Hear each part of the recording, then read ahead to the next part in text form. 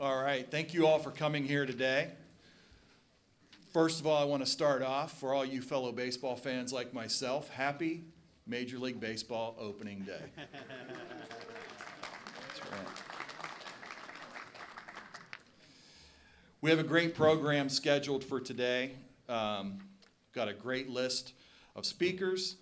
We're going to have a tour of the training center here, the Plumbers and Pipe Fitters, Local 189, including their new orbital lab, where they'll be training lots of welders and people to go out to help man the job out there at Intel. I don't know if anybody in the room's heard about the Intel plant, but it's kind of a big deal. And we're going to be concluding with photo ops over here at the backdrop afterwards, and also interviews. So Mike Nisley wanted me to let you know that all photos are $5. Photos with an autograph are $1. So, yes. So, first of all, let me thank our host, the Plumbers and Pipe Fitters, Local 189.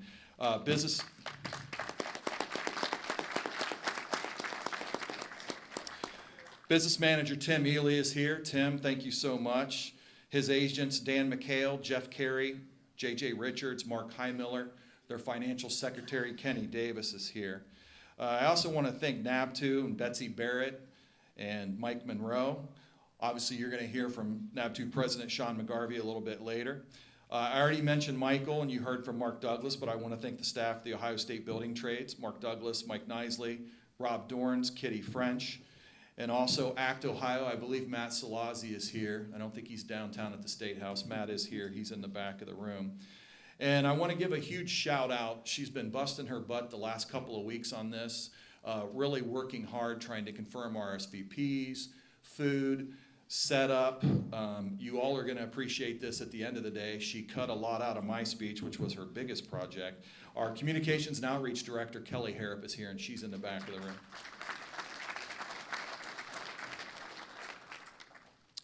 So like I said, we have a long list of speakers, so we're going to kind of get started. And I mentioned that today is opening day, and I promise we will get everyone out of here in time for the first pitch down in Cincinnati at 4:05. So we're going to go ahead and get started.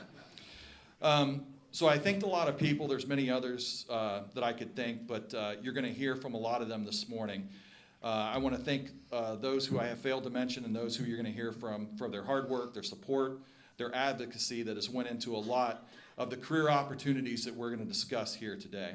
You're going to hear from local, state, national labor leaders, some fellow electeds, some community leaders. You're also going to hear a lot, like I said, about opportunity, direct path to the middle class, workforce development, and diversity and inclusion. My members that are here today, our officers, our agents, they hear me talk about this a lot, but when a company from out of town comes in and looks to grow or looks to build here in Columbus and Central Ohio, or when a local company looks to grow or expand, it's very simple. They ask two questions. Do you have the people to build the project, and do they accurately reflect the community in which we're working in? And that means women, that means people of color, and that means veterans. And the answer to both of those questions is yes, and we're just getting started. I'm sure that everybody, we've talked about Intel a little bit, but I'm sure everybody's read about the multi-million-dollar projects here in Columbus and Central Ohio. Amgen, Google, Amazon, Franklin County Correction Center. You've heard about the billion-dollar projects. You're going to hear from a representative from Turner here today who has some of those. OSU Medical Center, Facebook, DBT Data Center. And then you've heard about the multi-billion-dollar projects, Honda and Intel. Well, like I said, we have the people to build these. We have the people to maintain them that are reflective of this community, and we're just getting started. We haven't even mentioned the $900 million in expansion that Ohio Health's going to do, the hundreds of millions of dollars of work at Children's Hospital, the $250 million municipal courthouse that the city's going to build,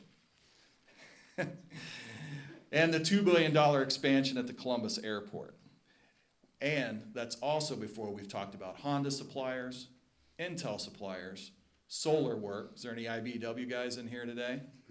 Yep. And also all the infrastructure work that's going to be done to maintain these roads and bridges to make sure that people can get to all these projects.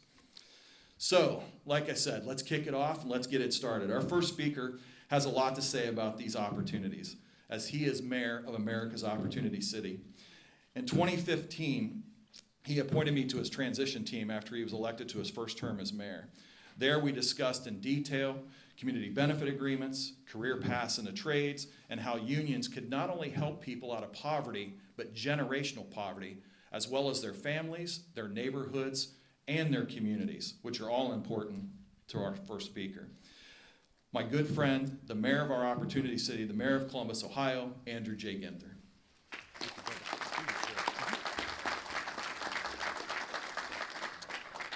Thank you, Dorsey. Good morning. It is a great morning here in the city of Columbus. I want to welcome President McGarvey to America's Opportunity City, where we are focused on building the largest middle class of any city our size in the country and become the nation's capital for upward mobility.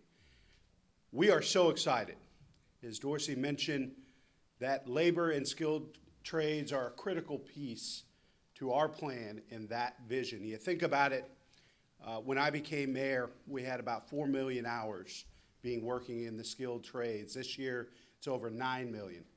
Next year, over 13 million hours are projected to be worked by the skilled trades here in Central Ohio. I couldn't be more proud of that, because what that means is that families are healthier and stronger and more prosperous. And I'm a big believer that strong, healthy families make for great neighborhoods. And great neighborhoods are what make for great cities. I couldn't be more optimistic about this. It is because of our partnerships with the city, the county, and all of our partners with Driving Futures, Building Back Better, all of the work that we're doing, and the commitment we're making on public projects as well. As Dorsey mentioned, the community benefit agreements are changing lives of folks in our neighborhoods and opening up opportunities for women and people of color that quite honestly haven't been there in the past. That's how we build a future that we all can share in and be proud of.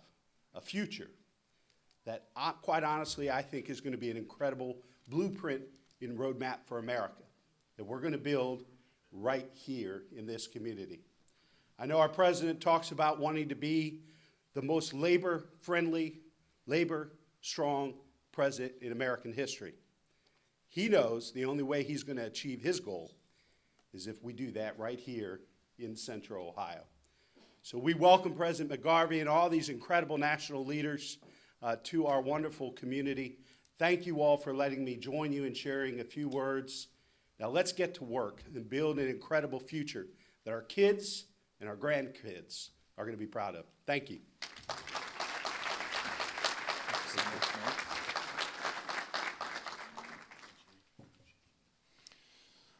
All right, our next speaker is Mike Knisley from the Ohio State Building Trades. 9 years ago, when I became head of the Columbus Building Trades, Mike lives about an hour to the north of me. He was head of the Lima Building Trades, and he was also head of the UA there.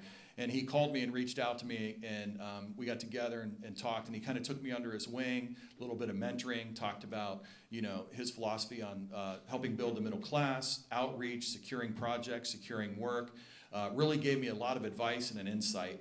And I ignored all that, and we still have all this work coming to Columbus and Central Ohio. So, no, he's been a tremendous asset for the state building trades. He works his butt off for all 88 counties. Our next speaker, Mike Knisley, from Ohio State Building Trades. Well, good morning, everybody. Welcome to Columbus. Welcome to UA 189. I'm a UA guy myself, so I take special privilege and pride in being here at this hall. And also to all our key officers from the UA, thank you very much. Dorsey, thanks. Take a minute to recognize your hard work, what you do around here, with the Columbus Building Trades, your member unions, your apprenticeship program, your Building Futures program. You've stepped up, you've met this historic moment for economic and workforce development in Central Ohio. So once again, I'm Mike Knisley. I'm the Executive Secretary of the Ohio State Building and Construction Trades Council, representing close to 100,000 men and women who put a hard hat on every day here in Ohio in all 88 counties to go to work. Our members include 142 different local unions, 15 UA, 20 IBW, so forth, 80 different apprenticeship programs, and 14 regional councils. It is the fabric of the communities. It is the people behind the scenes that build your hospitals, everything that goes on in your community, but a lot of times don't get the recognition. But we're here, and we're moving forward, and this is what this is about today, a number of the speakers. So I can tell you in our 57 years as a Building Trades Council here in Ohio, there's never been a brighter future for people in the trades. And actually, when you look at today, we've got a number of apprentices from the ironworkers and the pipe fitters here and maybe other crafts. I want to thank these young men and women for taking time out of their day to come here. It's a stretch to do that. So hats off to everybody in the back room. Appreciate that. So today's event, it highlights not only the future projects of Ohio that we're on the cusp of starting, but also testimonials from a lot of speakers who helped make all this happen. You know, billions of dollars of infrastructure and construction projects, they don't just fall out of the sky.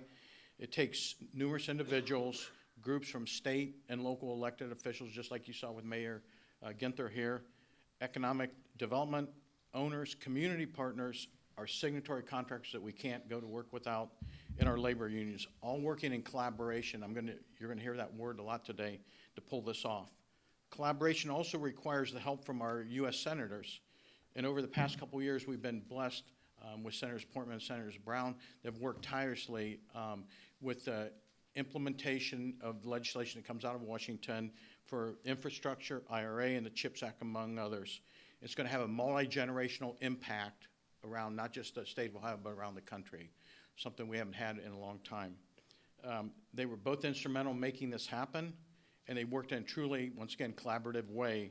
And just a few months ago, Senator Vance, he's our new junior senator, is on the job, and he's showing that collaboration can happen in a state. As he's worked with Senator Brown, we had an East Palestine Railway crisis here just a while back, and the two senators are working tirelessly to make sure that the railroads are safe with that. So I wanted to read a letter from our senior senator, Senator Brown. Dear Secretary Treasurer Nisley, I'm honored to welcome the North American Building Trades Unions and President Sean McGarvey, he's our keynote speaker today, to UA Local 189 in Ohio's capital city. I want to thank you and your team for your partnership in assuring that the construction work we bring into Ohio through the legislation like the CHIPS Act and bipartisan infrastructure law is performed by workers who are certified apprenticeship programs and who honor the dignity of work. The partnership between my office and statewide building trades office councils is strong.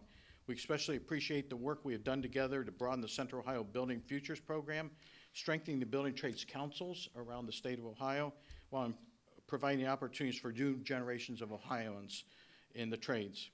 While your members build a more prosperous Ohio, I want to continue to partner in strengthening the pensions and creating jobs to provide a pathway to the middle class for so many Ohio families. Thank you, Mike, for your strong partnership that makes a difference, and he wishes you, President McGarvey, and all participants the best in here today. Our Senator Brown. Thank you for letting me do that. So I'm going to move on. You know, the reward that comes from being a union building trades person, you work hard, you provide for your family, but you actually are part of something bigger. You're building something bigger here. And we build big here in Ohio. We've projected with our reports from our building trades councils in the next 6 to 8 years, over $200 billion worth of projects will be happening here in Ohio. That is unbelievable. In my 36-year career as a tradesperson, I have never seen this in my life. But we're here to step up to the podium and step up to do this work for you. And just real quickly, just around the state, $500 million Procter & Gamble plant in Lima, $760 million GM plant Toledo, $1.5 billion EV plant in Lorain, Ohio, $300 million greenfield storage plant in Clarington on the east side here, $60 million Franciscan University project in Steubenville, our Brent Spence Bridge in Cincinnati, $1.6 billion. I don't even know how many iron workers we're going to have on that. Just unbelievable. The Dayton region, $110 million. The tri-state building trades region, $430 million. Just the greater Youngstown area alone in the next 8 years has $4.6 million. The Cleveland area, 3.8 or billion. I'm sorry, we're talking billions, you know, here. And also over close to $2 billion in solar investments right now on 10 projects around the state of Ohio. Development of this magnitude, it takes strong partnerships, and that's what we do best on our local, state, and even national level with that. We partner with investments in private and public sectors. We partner with policymakers and we partner with our trade unions to get the job done. Our tripartite, this is the owner, contractor, and labor model. The triangle is what I call it, has been in place for close to 100 years, and that's how we improve our relationships and how we provide projects that are on time and under budget for our owners. We want to thank our partners in the industry and every level of government. Their commitment to responsible contracting and sustainable jobs mean that we are raising the economic tide here in Ohio. And we want to also, our commitment to our partners is we will get this job done. With each new project, we strengthen Ohio's construction workforce to meet the demand. Our building trades model is the gold standard of workforce development. It's all privately funded with no tax dollars. We're very proud of that. We are not what I like to laugh at the trough here. So our 80 joint labor management apprenticeship training centers across Ohio train over half of all apprentices in every industry, and over 80% of construction industries are in registered programs in Ohio. We are the industry, and don't let anybody tell you anything different with that. We're committed to providing equitable access to careers for all Ohioans in Ohio through our apprenticeship readiness programs, and that means 79% of people of color are in registered programs, 80% of women are enrolled in registered programs. Once again, we are the industry. We're the ones that change lives here. And thanks to our outcome-driven apprenticeship readiness programs like the Building Futures and Cleveland Builds model, who have faced barriers with people that face barriers with education or employment, this is the new pipeline to a sustainable career and also a change in their lifestyle. Our journey people and apprentices are protected by CBA's collective bargaining agreements, and these truly are the great equalizer for healthcare, for pay, for retirement. I always said that's bringing it. It doesn't matter what your orientation is, your color, where you're from. That's where it's at. And our partners at NABTU, I can't say enough, President McGarvey, of what you guys do from Washington, D.C. It's just unbelievable the help that we get on a national level, and then all the different international unions, and some have representatives here today with that. It's vital that we create this family-sustaining construction jobs here in Ohio. Everybody in this room, that's what we're here for today, for the give back, next generation. So with that, I am pleased to introduce the man that leads 3 million plus people in the United States and Canada in union construction today, President Sean McGarvey. Good job, dude.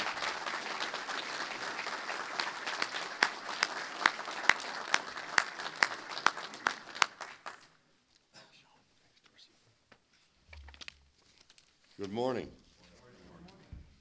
Get my glasses on here. Try not to screw my papers up. First of all, I'm already screwing my papers up. First of all, I can't tell you how pleased we are to be here today. To be here with these leaders of the Columbus and state building trades and building trades councils from around the state who've joined us. Thank you especially to Mike Kinsley and to Dorsey and to the great teams that they lead, and also Tim Ely and Local Union 189 for hosting this event and this fabulous facility. And I know we're going to get a little chance to see a little bit of the training side here shortly, and we're looking forward to that. We also have some of my colleagues on the national level who've joined us here today as we launch this road tour. Mike Mulvaney from the UA. Mike, thanks for being here. Gina Cooper from the IBEW. Gina, thank you. Ralph Cole from Lyona, and Tim Yyatt from SMART. We're pleased to see the support not only of Jobs Ohio and major industry leaders, but also the contractors, elected officials like the mayor, and community partners at all levels. It truly takes this level of partnership and coordination and maximize the opportunities that are before us, and the opportunities that are before us are just tremendous, as you've been hearing. At North American Building Trades unions, we are committed to delivering a product. I say this, it sometimes upsets people, my brothers and sisters in the labor movement, but I was taught by a few CEOs when we were trying to launch some things 10, 12, 14 years ago, that Sean, people, the speak when you're in the rooms with these men and women who are making these kinds of decisions on what their labor strategy is going to be, is you got to present yourself as a vendor supplier. It took a little getting used to. It hurts people's ears, but you know, at the end of the day, we are a vendor supplier. We supply the most highly skilled, most productive, safest craft workforce in the world. And when I have the opportunities, along with the rest of my governing board, to meet with these people, this is what we talk about. We're no different than the other products they need to make an investment in multi-billion-dollar of capital to make it happen. And we make sure that they know that they can count on what we can deliver, which is that skilled craft workforce. And then in partnership with contractors like Bechtel and Toner and Kosing here today on the front lines of providing the best-in-class training that gives people the skills and support to compete in a highly competitive industry. And construction is a highly competitive industry. Every project has to be bid. Our contractors have to have the tools and the confidence in the workforce that we provide them that they're going to be a successful bidder and a going concern and bring those projects in, as was said earlier, on time and on budget. But our model and the system that we provide them with also has the support of the middle class wages and fringes that create family-sustaining careers and a place in the middle class, not for the generation of that family, but for generations of families as we studied it. And our work is really about strengthening communities. So we want to do more. And today we're here to share that shared commitment that we all have. For my entire professional career, the building trades have been advocating not just for union workforce. We've been advocating for a workforce development model that works to uplift more working class people safely and securely into the middle class and with a pathway that they can live and retire on with dignity. We've been advocating to make sure that workers are not only trained for a project, but equipped with the highest levels of skills that will last them an entire career. Training is at the heart of what we do. And one thing at the building trades that we're actually really terrible at, and this is no reflection on Betsy and all her colleagues nationally and locally, but we're terrible at marketing.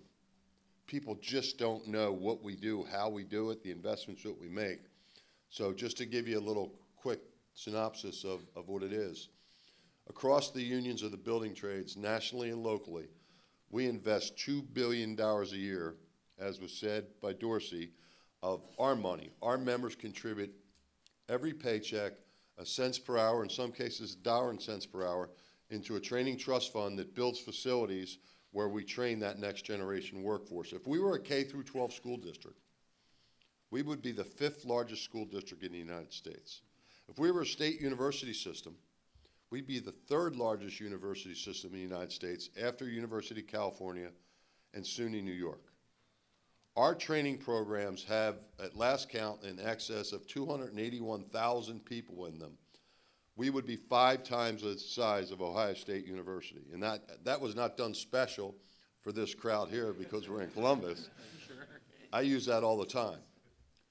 There's only one institution in the world that trains more people in hard skill sets than North America's building trades unions across these United States, and that's the United States military.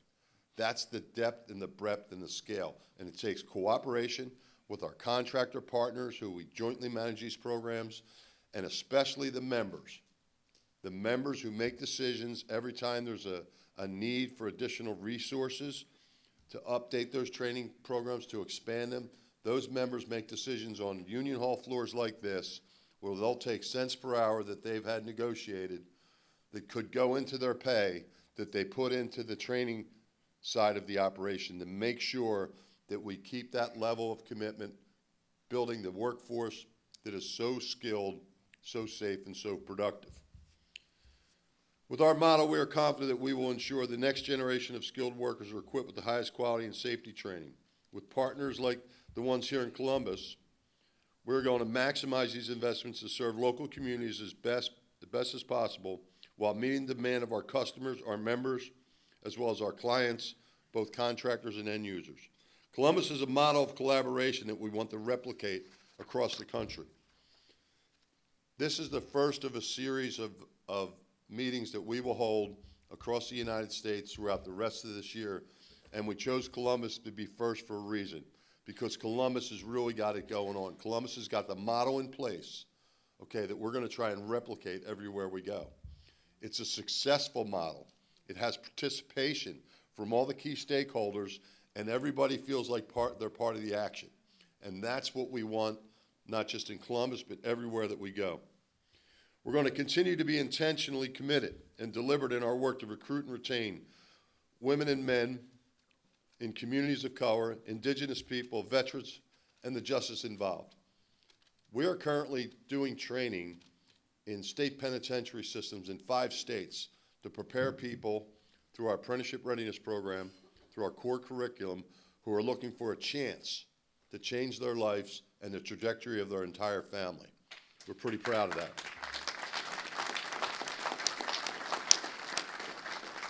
Because I tell you, in order to get this investment right, to truly get it right, it takes all of us. It takes focus, resources, and collaborative transparency. And it will take making our industry more diverse and making the skilled trades more equitable and inclusive. And it will take making our, earlier this year, we unveiled the first of its kind study that gives our entire industry a benchmark in which we are all held to the same standard when it comes to DEI and workforce development programs. The data shows that as we predicted, that it requires conscious effort and initiatives to track outcomes, increase access to these jobs, and provide the support for workers from historically underrepresented groups. And I can tell you, when I talked to my board about making that investment in that study from a group of highly respected academics, you know, we know anecdotally what we do. We know the programs we have going, but you never actually know unless you have the data.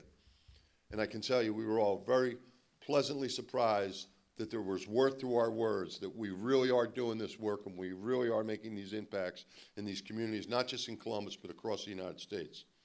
The findings underscore that investing programmatically throughout the workforce development pipeline and utilizing true workforce development tools like PLAs and collective bargaining agreements, the numbers show that our system is driving real change in both recruitment and retention, and our pipeline is building a stronger and more diverse trades model. With the massive federal investments from the IRA, CHIPS, and the infrastructure bill, we'll be needing more on-ramps to registered apprenticeship in our system. We look forward to organizations like Trade Futures, the NAACP, Building and Driving Futures, and the National Urban League helping us advance these successful programs, maximize these investments, and meet the moment to provide more meaningful, middle-class career pathways for diverse communities, not only in Columbus, but across America. The important work that NABTU is doing, increasing the number of workers in the unionized trades, our system is driving real change in both recruitment and retention, and our pipeline is building a diverse trades model, and the numbers show it. Data shows that building trades union programs are successful because they're deliberate, intentional work and critical partnerships with community-based organizations, industry leaders, and government agencies. The unionized construction sector has had exceptional growth in apprenticeship readiness programs over the last 15 years, sponsored by building trades and community partners, not just here in Columbus, but across the United States. Today, as we speak, there's an excess of 200 apprenticeship readiness programs that our local building trades councils, our unions, are supporting with their community partners and bringing in people and moving them through that pipeline into the skilled trades and onward to the middle class.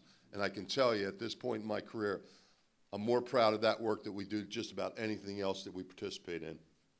The unionized construction sector, coupled with strong labor standards, we've seen federal and state statutes that elevate registered apprenticeship. This is our time to make sure that we are maximizing private investment with public dollars to reach all communities, large and small. Because this is who we are at NABTU, and this is construction procurement in the 21st century. We hope to look back on this time in 10 to 20 years from now and be able to say that we not only rebuilt critical infrastructure, that we will maintain America's competitive edge here domestically and globally, but in doing so, to reorient our entire economy to making things in America again, to reinvesting here in America again.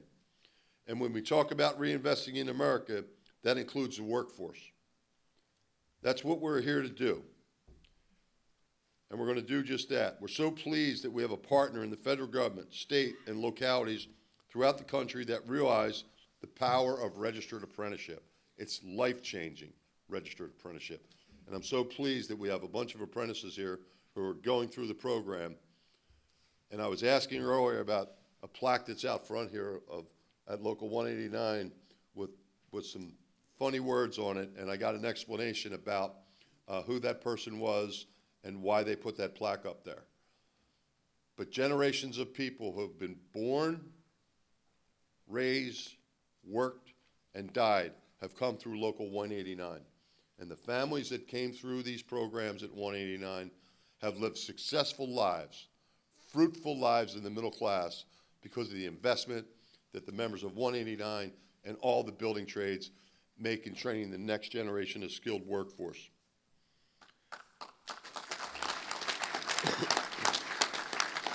As some of these critical investments like Intel and Honda go online, we're here to promote our opportunity pipeline and ask folks to join us. Where you find people rebuilding in the United States, you're going to find the building trades unions. We're going to be there in every community. We're out here. We're going to be out there. We have engagement and commitment from the highest levels of our unions. My entire governing board for years now has been pushing hard on NABTU to do more to provide these kinds of programs and think through and fund what needs to be done, find the resources, because all this takes money to do, and we can't always rely on just our membership to put up the resources, the financial resources to do this work, to find community partners, private sector partners who want to participate and be involved in not only what is in their economic interest for the companies and their boards of directors and their shareholders, but also the communities and where they live and work. And we're so pleased that so many of them stepped up to the plate, and more are coming every day. So we're out here, we're going to be out here. It's collaborating to stack these investments, mechanize these investments, and to match private investment with public dollars to meet the moment. In closing, the time to rebuild American infrastructure is now. We can't afford anything less if we want a safe, strong, vibrant economy. We must invest in workers in every community so that we can meet today's needs and deliver tomorrow's innovation. A well-trained workforce means better infrastructure, a stronger economy, and stronger communities. The time to invest in our workers is now. And as we say about this next generation of the members that are going to come through apprenticeship readiness programs and registered apprenticeship across all our trades, it's the infrastructure generation. So welcome these new people coming in the infrastructure generation. Do your part as you're already doing here in Columbus. Help encourage us to encourage others across the United States to meet the model that you've set up, and join us. Join us in rebuilding America, and join us in establishing your place in the middle class. Welcome to all these new members that are here today, and the hundreds of thousands that will come from these investments and good, strong corporate partners like Intel and Honda's and others that have been mentioned. We look forward to building this together as a team, as a community, for the benefit of all in our country. Thank you very much.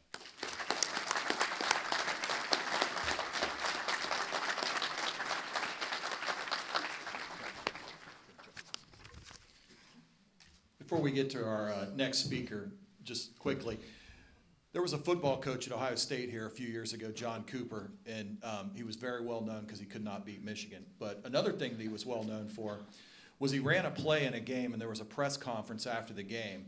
And the reporter asked him, he said, "Man, that was one of the greatest, most inventive plays that I've ever seen. Like, how much thinking, how much design, how did you come up with that?" And he's like, "Oh, I didn't come up with that." He goes, "I saw that last week on SportsCenter. Another team ran that play." And he's like, "It's a lot easier to steal than it is to come up with your own." So one line Sean just mentioned I used all the time, and some of my guys have heard it, when he talks about workforce development programs. Next to the United States military, we're the second largest workforce development program here in the United States. The second one that he says, and he said this in Florida a couple of weeks ago when I heard him speak, was he said, as we go out and we find people and we continue to grow and diversify the trades, find young and talented people, give them things to do, and then get the hell out of their way. And Sean, you've done an incredible job under your leadership with your staff leading the North American building trades, and I want to thank you for all you've done here, and thank you for coming in today.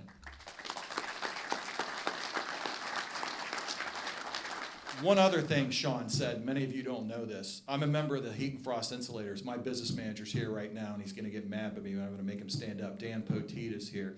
But I'm also the son of a 189 member. His name is right over here on this plaque.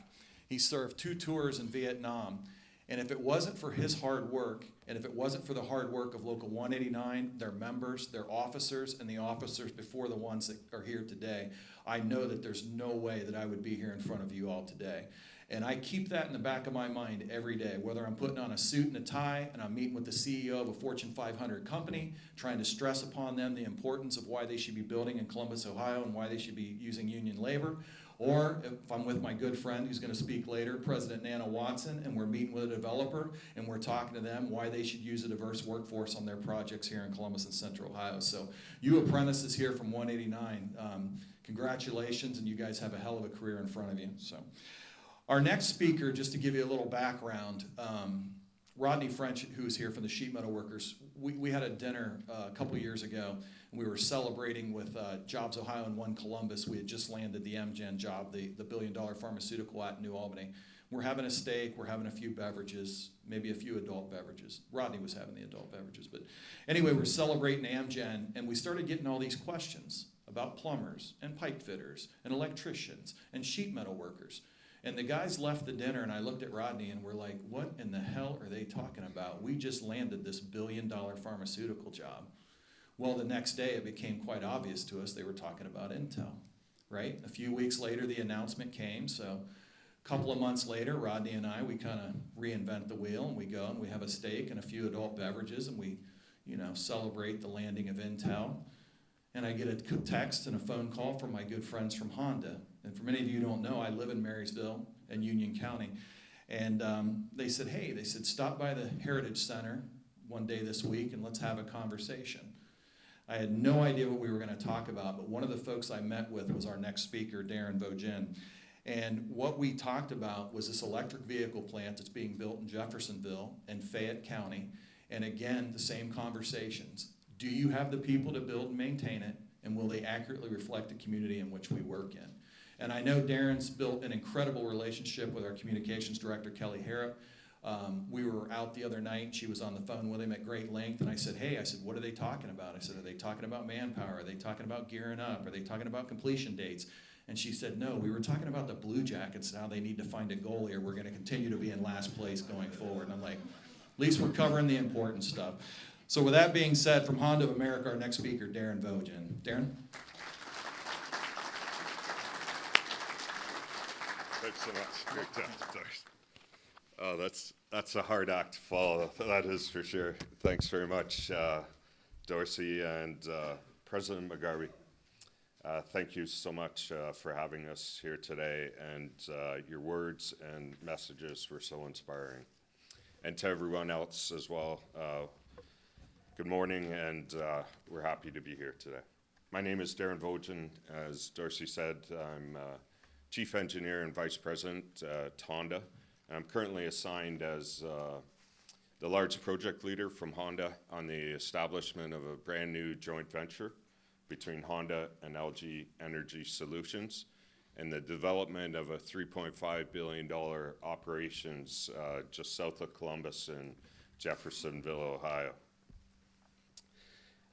With me today as well is Mr. Jeff Reed. Jeff's right here. I got to recognize him. He's been a member at the start of this project when it kicked off just as a feasibility study between two companies from various different backgrounds, quite honestly, LGS and Honda last February. And we're so excited to be standing here today and talking about realizing this actual brand new operations in the state of Ohio. Mike, Dorsey, Kelly, thank you for coordinating this opportunity to attend today. We greatly appreciate all the support that we received from you right out of the gate, and I can honestly say the project would not have got off to the start that it did without all your support. Your involvement at the front end and the partnership approach that was taken gave us great confidence to tackle this project. There was a lot of discussions about how to secure very capable numbers of people and trades that were required on this project, and you gave us the confidence to partner with you to ensure its success, not only at the start, but throughout the entire journey of building it. Honda has a proud history in the state of Ohio. Our first manufacturing operations opened in 1979 at our Marysville motorcycle plant. 3 years later, we were producing our first automobiles at our Marysville auto plant. Over the next several years, the success of these first operations led to 4 more manufacturing plants in Ohio, a North American R&D center established in Ohio, and our corporate administrative operations, collectively representing the buildup of Honda's hub of our overall North America operations right here in Columbus and Ohio. And with all our major projects in Ohio, throughout our history, we were and are very proud to have partnered with the state's trades on the construction of those operations, and it is that partnership that was key in guaranteeing the safe, high quality, and on-time construction of them. You have been key partners in the building of our original foundation, and we're very happy to be partners now that we embark on the transformation and rebirth of Honda in the area. Ohio acted as the hub for Honda's overall manufacturing growth across North America, and it will act as the hub for Honda's transformation and rebirth in North America, and we're excited to be partnered again with the trades on the front end of that transformation. We just completed the official groundbreaking for the battery plant construction last month, and as I mentioned there, it goes without saying, the most important aspect of our success will be the thousands of highly skilled women and men that build this new factory and wonderful new facility.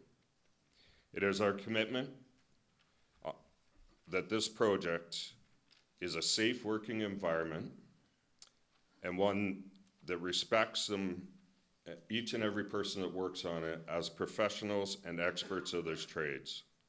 Mike, Dorsey, Kelly, we're excited to be partnered together to offer a perfect stage for showcasing the world-class craftsmanship that will contribute to the creation of something that they can be proud of to show their family, friends, and the entire world. Thank you again, everyone. Thanks, Dave. I'm going to try to do this throughout the program while keeping us going. Remember, I promised you we're going to make that 4:05 first pitch, but a couple other people who have walked in. I'm going to try to highlight a few people who are not on the agenda, but I think City Attorney Zach Klein is here. He should not be hard to miss. He should be the tallest guy in the room, and next to me, the second best looking. Is Zach Klein here? So, all right. Senator Bill DeMora, did he go downtown? I think he's still here. And then one person I forgot to mention who helped with the setup, who's going to do a lot of the tear down, I know this because as soon as we're done, I'm leaving, is Eddie Anderson from Local 189. I think Eddie was in the room, so let's thank Eddie.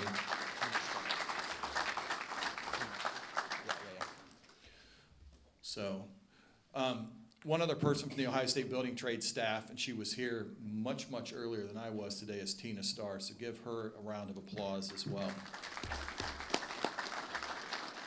Before I introduce our next guest, I had the opportunity to go to Arizona, and I had the opportunity to go to Portland to visit some of the Intel sites. When I was in Portland, I met with our next speaker, Pat Miller, and obviously he was talking about diversity and inclusion, building futures, driving futures, apprenticeship programs, and he wanted a detailed account about driving futures, and I told him about as much as I knew, which is enough to be dangerous, and you're going to hear about this later. So driving futures is a program that helps kids, and I say kids, it could be 18-year-olds, it could be 55-year-olds, get their CDL Class A license, and they can go on to work as concrete drivers, they can go to work for UPS, they can, just a lot of things, anything that are covered under union employment under the Teamsters. And Leland's going to give you the stats as he speaks later, and I'm probably going to butcher this, but the average starting salary for our graduates is right around $85,000 a year. Many of our graduates are making $140,000 a year, and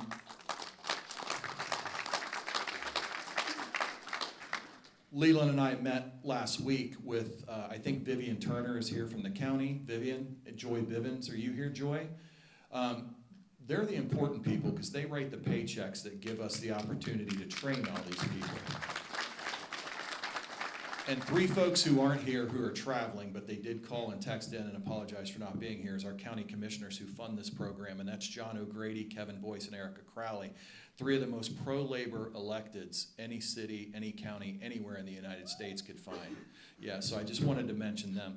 But back to the driving futures, you know, again, starting salary of $85,000. We have many kids, $140,000. They've also, in our meeting last week, came out of it an entrepreneurial program where we're going to help people who want to become owner-operators. And we've already got a few of those. Some of those folks are making $300,000 a year.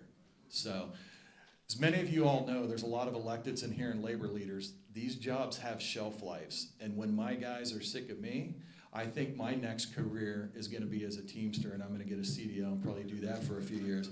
Now, anybody who's ever ridden in a car with me, including Kelly, says that is 100% not happening, which reminds me the most important person in the room that I do have to think that I failed to mention, I think he's still here, is our legal counsel, John Wentz. John, are you here? And he just left, just on cue. We're probably still on the clock, though. He's still billing us. So,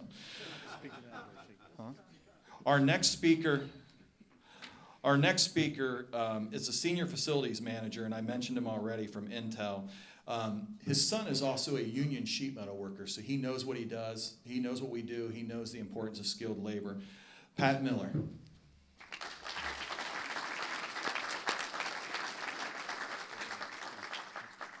Thank you. Thanks for that great introduction. Yep. I could tell a million stories. I've got, those who know me know I have a million stories.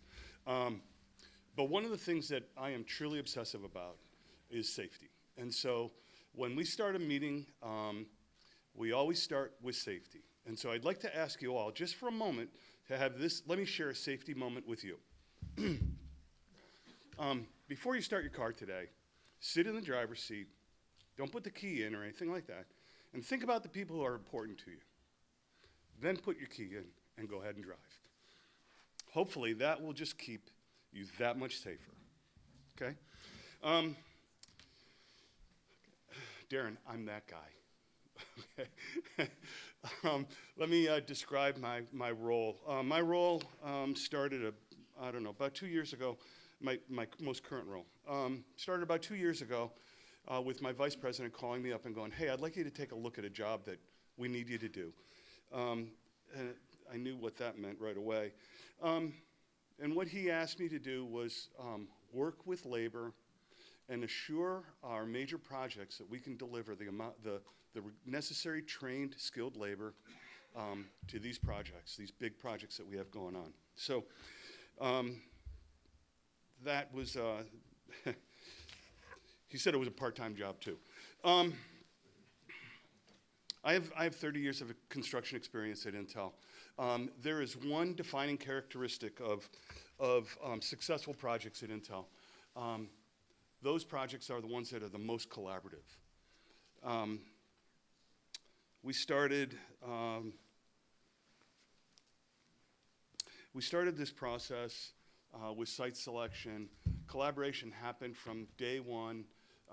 Shortly after we announced our decision to build here in Ohio, I called Mike Nicely and I was talking to Mike, and we started a collaborative process that very quickly from the time that we first met to bringing and starting what we call the Ohio Labor Roundtable and defining what our trade people will need to go and build a semiconductor facility. It's very different.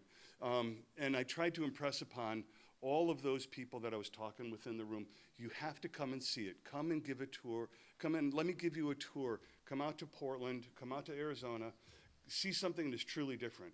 And to a person, after those tours, we would do a debrief, and they would generally say, I've never seen anything like that. This is so exciting to be part of this, and your members, your people, will see how different it is to build a facility like this. It's really, really exciting. We're really excited to be here. Shortly after we started this collaborative process, we started the Ohio Labor Roundtable.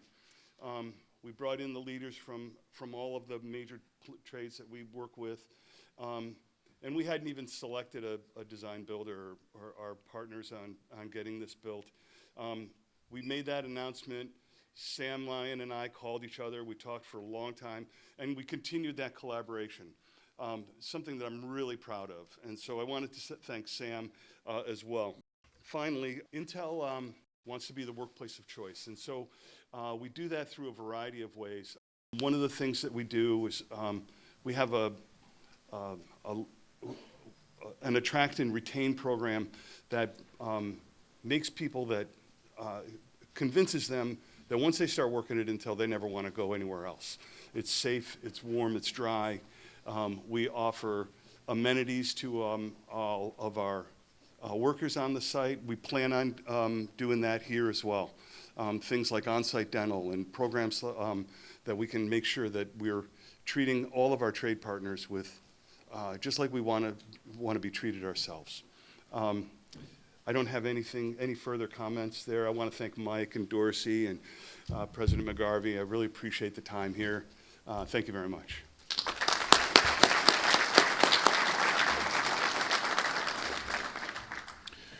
All right, rolling right along. A couple other people real quick, and I see they're together now, but my partner in crime, he's the head of the Central Labor Council, Mark Fluharty, is here, and also the head of the state Ohio AFL-CIO, Tim Berg, is here as well, so I just wanted to recognize them real quick.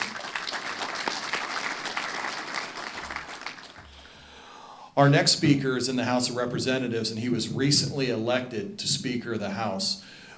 Speaking of Tim Berger from the Ohio AFL-CIO, yeah, he sent a small delegation a couple weeks ago to meet with the new speaker. I was included in that, Matt Smith, Jamie Shoemaker from the CLC. The speaker took a couple hours out of his day. We talked about a lot of labor issues, talked about a lot of workforce development issues. And I think coming out of that meeting, he already knew, but he reiterated to us that all these opportunities and all this growth that's coming here would not be coming to Ohio if we didn't have the skilled labor to take care of this. And that's why it's important to continue these robust apprenticeship programs and pre-apprenticeship programs to make sure that we have the next generation of skilled workers prepared to do this. So without further ado, the Speaker of the Ohio House, Jason Stevens.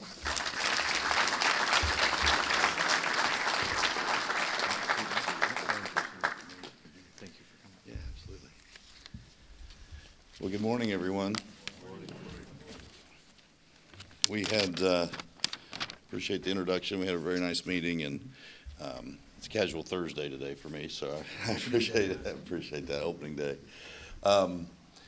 You know, it's an honor to be here. I appreciate the opportunity to speak, and I want to share a little story of when I first got acquainted with the building trades. I didn't tell you this story the other day in our meeting. So we were, I was a young county commissioner down in Lawrence County, and we were getting ready to, there was a project, a huge project that was about to be on the books. Not quite the size that we've talked about today, but it was pretty big.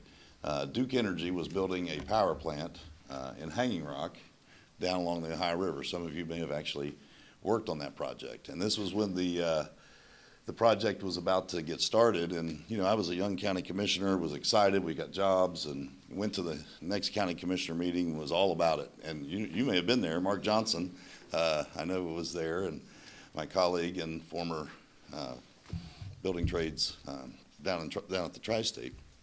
And so anyway, we were there, and there was one of my fellow commissioners was a gentleman by the name of George Patterson.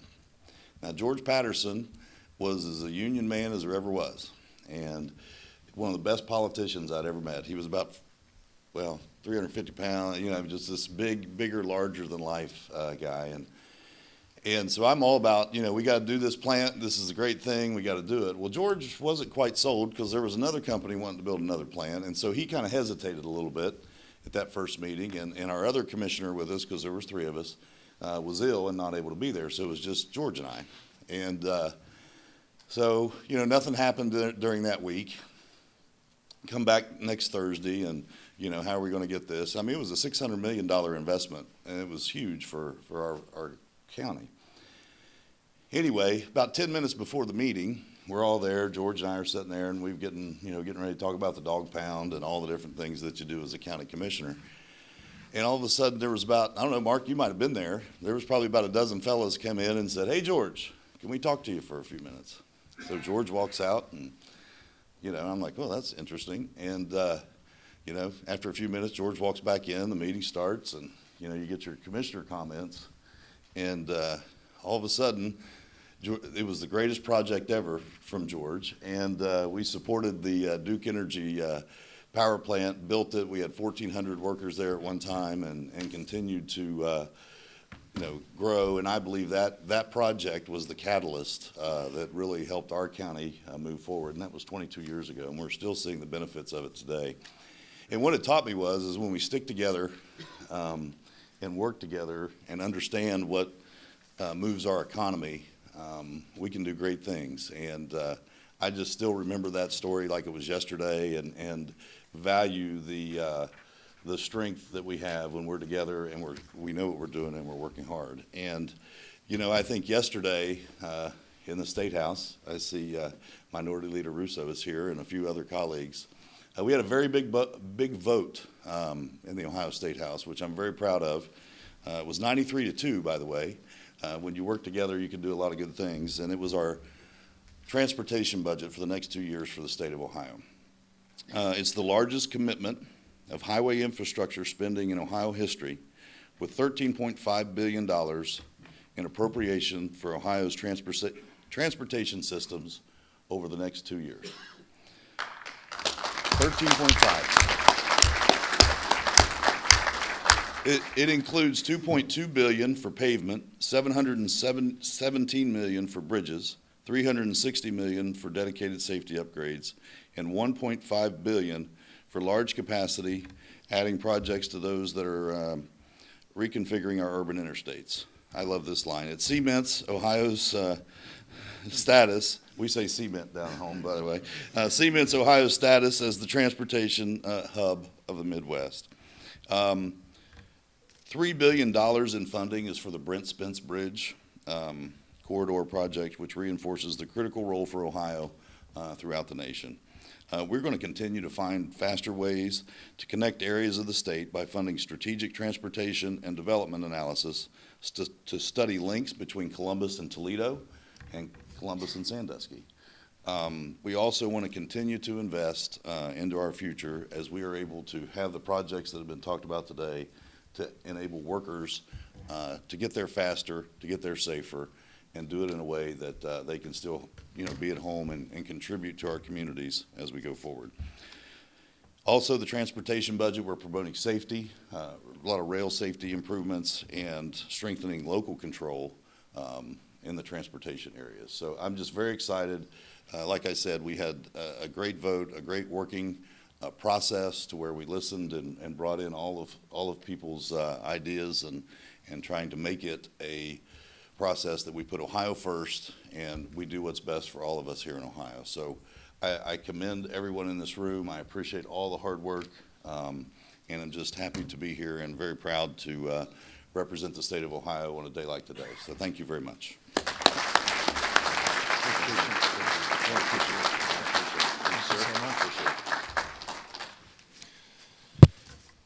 So I'm starting to get a few texts from even the non-baseball fans to keep this going, so I'm going to be quick here. And this next person is going to totally understand this introduction, because when I first met her when she ran 6 years ago, I left this meeting thinking, what a tremendous advocate this person's going to be for union labor. Her mother was a member of the building trades and afforded her the many opportunities that she has taken advantage of on her path as she's the minority leader in the Ohio House of Representatives, Allison Russo.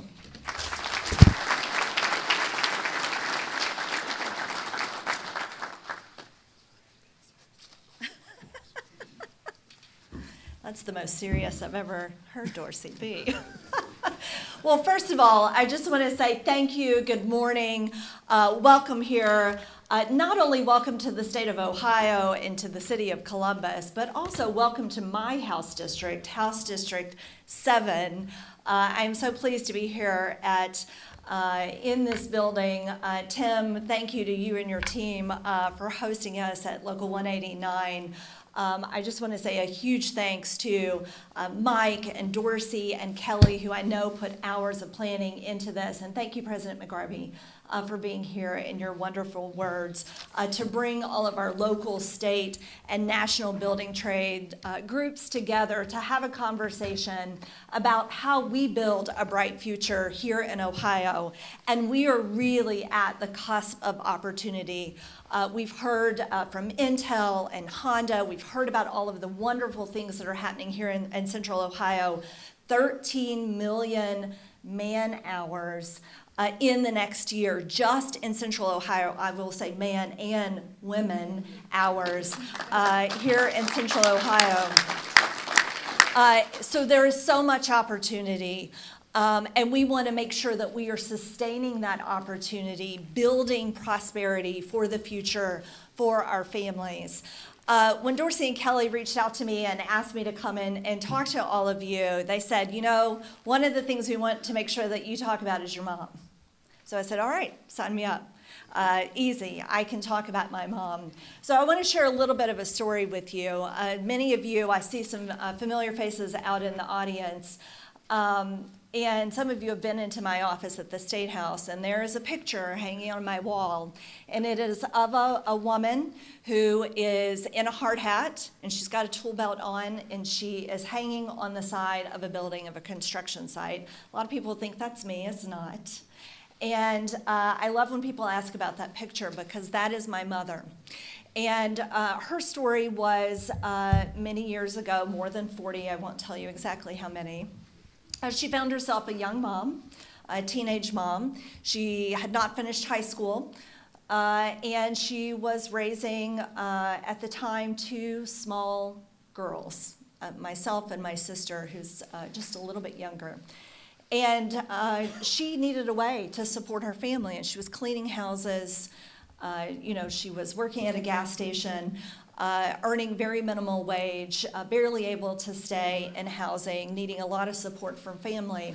And she actually got the opportunity to go and train as a carpenter through an apprenticeship program and be hired as a union carpenter. And she worked for a number of years in that job. And I always tell people that that was our path, my family's path, from poverty to middle-class life. It was that. And it was for the first time she had good, stable wages, she had benefits, and she had a way that she could independently take care of her children. And she went on later and did other things, was able to go to community college and build her education and go on and do other things and left the trades.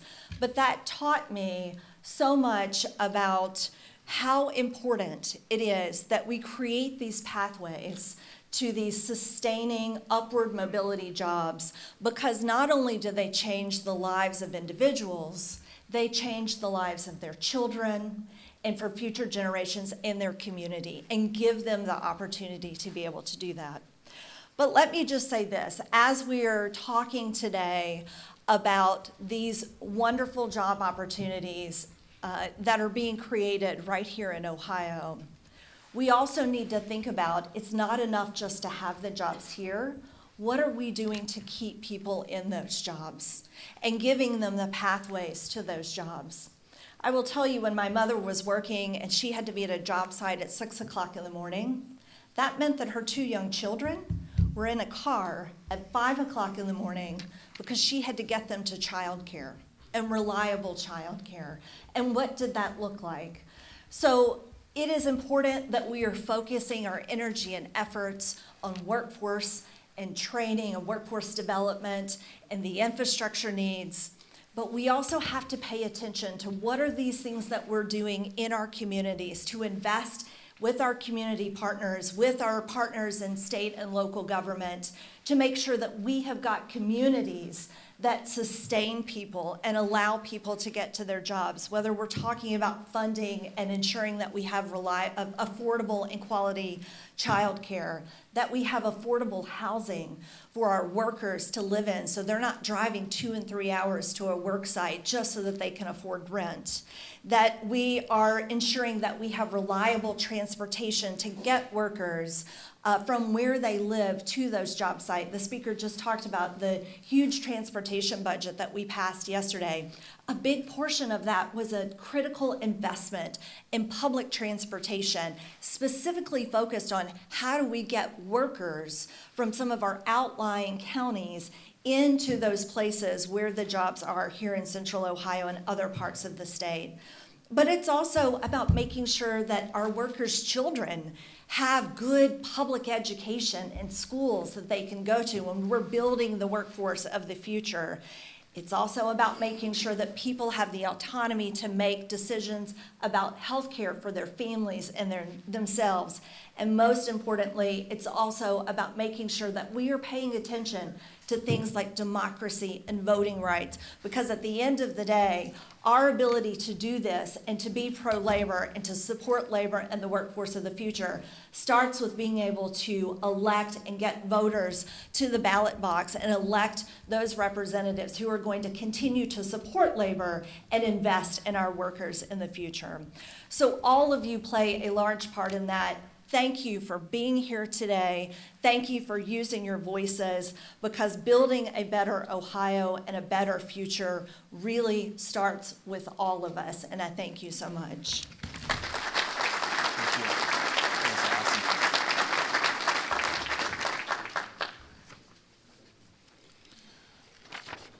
All right, a couple more shout outs before we get to our next speaker. I think she just walked in. The Secretary Treasurer of the Ohio State AFL-CIO, Melissa Cropper, are you still here? And we just heard from Leader Russo. There's a couple other members from the legislature.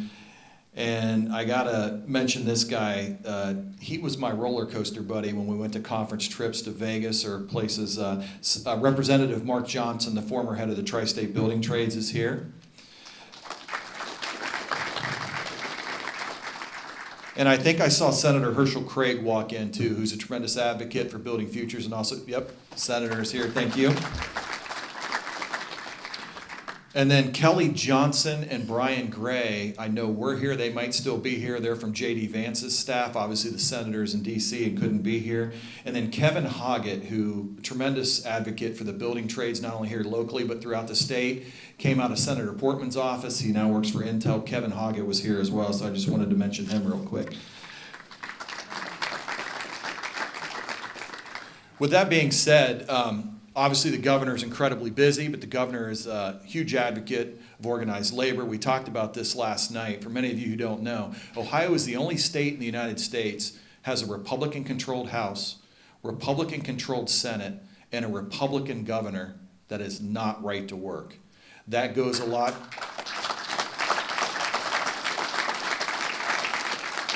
That goes a lot to Governor DeWine's leadership, Lieutenant Governor Houston's leadership, the leadership before them, but also the advocacy of our building trades unions and our members that are continuing to get that message out and the importance of organized labor and what we do to attract and bring these businesses here. So our next speaker, the Chief of Staff for the Office of the Governor, Governor Mike DeWine, Stephanie McLeod.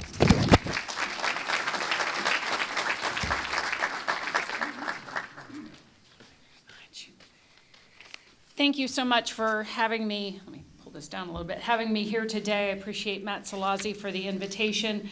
Apologize that the B team is here. As he mentioned, the governor's staying very busy. I know we're on a tight schedule. I'm a lifelong Reds fan. I won't say how long that life is, but you'll know when I say, put Pete Rose in the Hall of Fame already. 4, 2, 5, 6.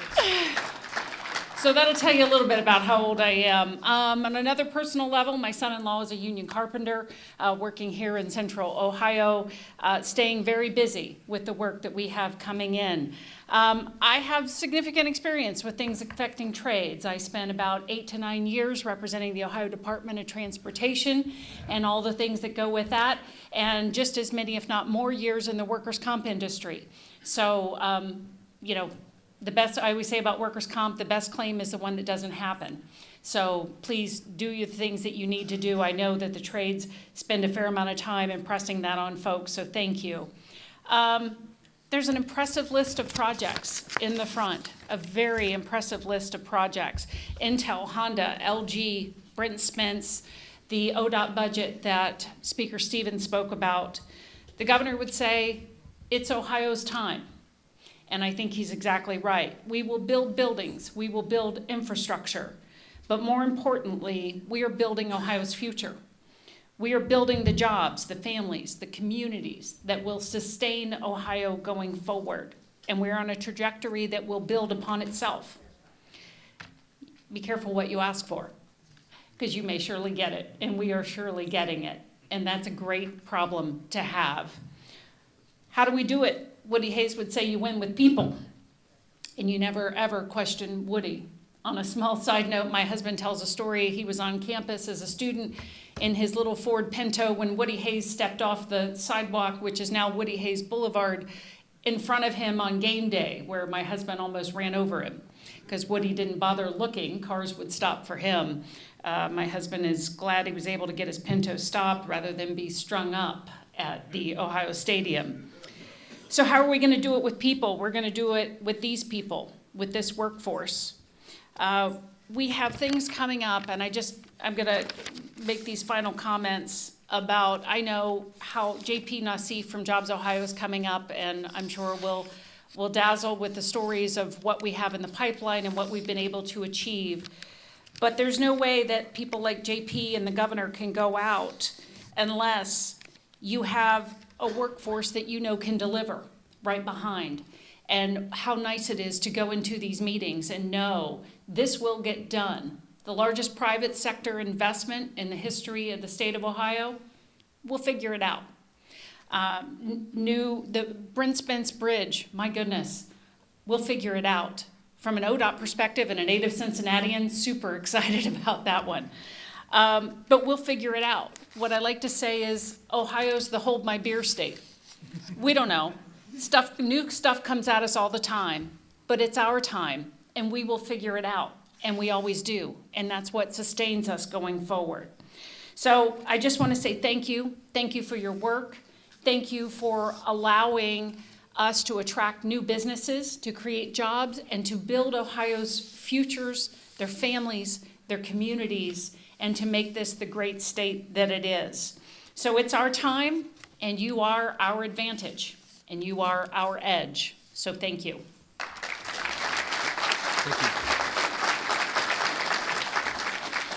So we've mentioned beer, we've mentioned baseball, we've mentioned Ohio State football, and we're back on schedule. So, and Stephanie, you are no beer team. You are no B team.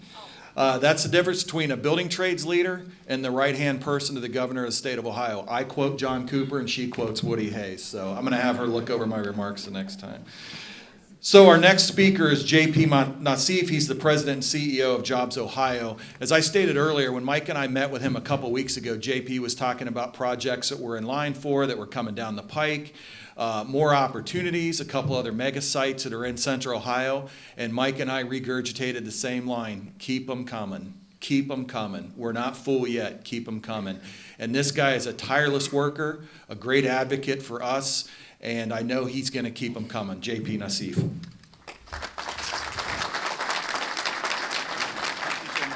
Thanks so much. Thank you. Well, I think we've got a new tagline for the state, the Hold My Beer State. I like that one. It's a good one. First time I've heard that, Stephanie. That was wonderful. I really appreciate the opportunity to be here today. It's great having a national organization come to Ohio, and obviously the North American Building Trade Unions are going to be essential to us following through on the promise and the commitment for all the activity. And I want to thank President McGarvey and Executive Director Zalazi for having me here today. And to all the distinguished elected officials and guests, I saw the speaker and Leader Russo. Clearly, you all have garnered great leadership here. So you've heard a lot about the large projects. You've read about them. I'm not going to rehash those, but they are amazing. We're very excited. But I want to tell you a little bit about Jobs Ohio and about myself. I'm JP Nassif. I moved to Ohio with an Air Force family. So people do come here and like a lot of people that come to Ohio that don't know about it, they might say, hey, why are we going to Ohio? Why don't we go to Vegas, or why don't we go live in California or Florida? But once people get here, and this is true in my experience, there's something intangible about something that's intangible that makes it home. So I left when I was in the service, moved to California, came back here, and really continued to develop affection and appreciation for the value proposition that's here in the state of Ohio. So I'll augment what you've heard. So Jobs Ohio is Ohio's private economic development platform. It's a unique platform, privatized. We deal with companies and their information. We like to keep that private. They like us to keep it private until they're ready to share it. We have an independent funding source. We essentially, Ohio's a control state, so we now operate the distribution of liquor in partnership with the State Department of Commerce. So we use the profits from the liquor enterprise to fund economic development. And this combination of privacy and funding allow us to be competitive. We can move very quickly at the speed of business. And so when companies like Intel or Honda or some of the other companies come in to negotiate where they'd like to be located, what kind of talent they need to successfully execute their business mission, we're able to move at the speed that their market requires them to move to be competitive. So those two attributes have been amazing. But then Ohio, like many states, but in the Midwest, we're unique. We're not dominated by one metro area or one industry. We've got city-states, the 3 Cs, Dayton, Toledo, Athens, and a lot of small towns and wonderful communities in between. Very competitive for the workforce and provides diversity of outcomes. Ohio is the most economically diverse state in the Midwest. The most economically diverse, and becoming more diverse at a faster rate than our Midwestern counterparts, and then some of our wonderful American partners on the coast. And economic diversity equals increased opportunity, and it equals resilience and the ability to weather challenging times. And Ohioans understand how to handle challenging times. And while we've experienced, and we're experiencing an amazing resurgence, because we don't give up, we roll up our sleeves, we find a way. It starts with our governor and Lieutenant Governor, Governor DeWine, Lieutenant Governor Husted, the legislature, and we work as a team. Jobs Ohio is outside of government, but we work alongside government. So after decades of migration of population and business west, south, with NABTU, south of the border, in the last 20 years, offshoring to Asia and Europe and other places, we're now seeing that Ohio value proposition is very strong. And just to give you an example of where we were compared to where we are today, literally just 10 years ago, 11 years ago, we were a bottom 10 state for our economic climate. We were 49 out of 50 states in the growth in the 10 resilient sectors that create a high quality of life wage for Ohio families. We were 47th in economic prosperity out of 50 states. Fast forward just 10 or 11 short years, we're a top 10 state for business climate. We credit our elected officials for working together and finding a way to create a balance and a wonderful business climate. We have had, we are number 3 in the total volume of economic development projects, while we're the 7th most populous state. That's both 3 by volume and 3 per capita. And we've been in that category for the last 4 years. We were number 2 last year in the number of mega projects, and you've heard about those mega projects here as well. But what you might not know is that over the last 12 years of Jobs Ohio's existence, those deals that have been done have also resulted in a significant number of construction and trade work. And I'll give you an example of the construction workforce impact of these deals. In 2011, the direct capital investment by companies working with Jobs Ohio surpassed $71 billion. Each year on average, those deals have supported over 25,000 construction jobs per year, over $1.5 billion in labor income per year and over $1.75 billion gross state product per year. So the impact of the direct jobs that are coming in from these large projects has an incredible ripple effect on the trades and on construction.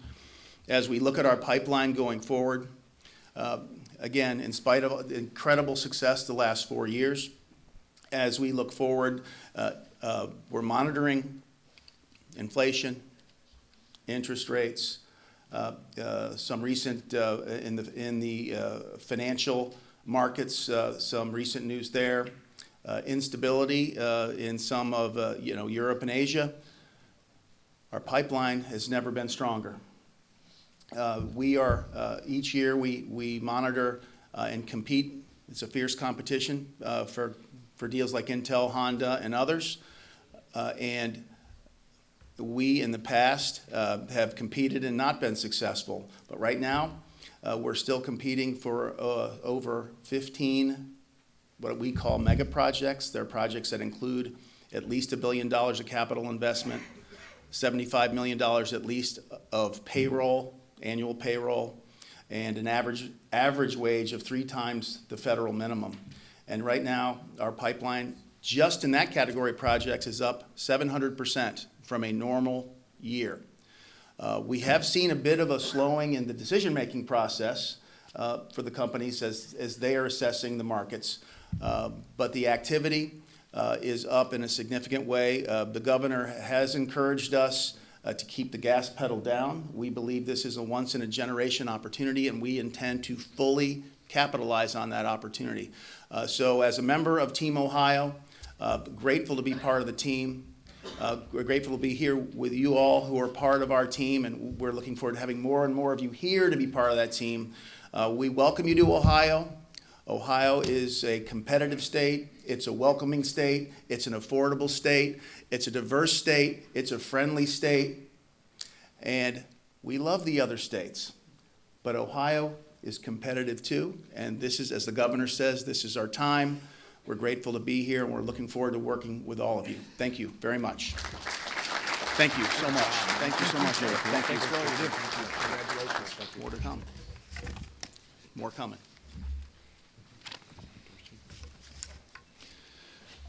So Mike read a letter earlier from Senator Sherrod Brown. Joe Gilligan, who's a big friend of the building trades, is here. I think he just walked in. Joe, if you want to, we're just going to give you a shout out real quick. Before we get our next speaker up here, we do have a few council members in attendance. Let me start off first with, I mentioned him already as the lead counsel for the Ohio State Building Trades, but he also wears another hat, IBEW 683 member and Columbus City Council member Rob Dorns. I don't know if Rob is still here. Yep. Nick Bankston and Emmanuel Remy are here. I saw Emmanuel in the back. 2 other members of council who couldn't be here, but they text me they're traveling, Shayla Favor and Lourdes de Barosa. And then to round out their slate, who are going to be on council here later this year, Chris Weish, Melissa Green, and Nancy Dea Cower.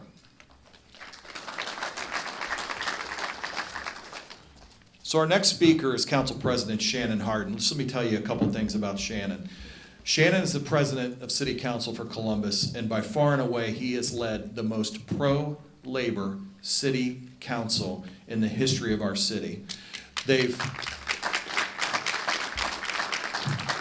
instituted a wage theft ordinance which holds contractors and companies who steal from employees accountable, even as going as far as keeping them from doing work with the city if they are repeat offenders. He's strengthened fair contracting.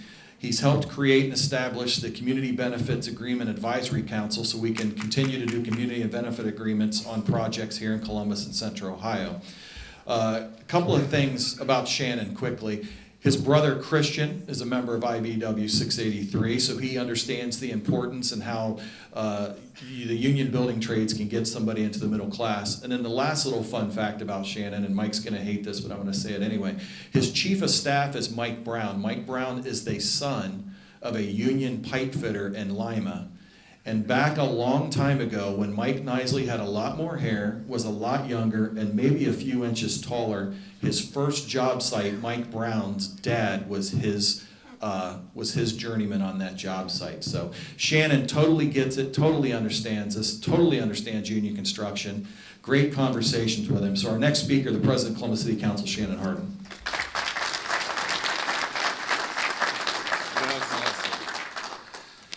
Well, welcome first, President McGarvey, to Columbus.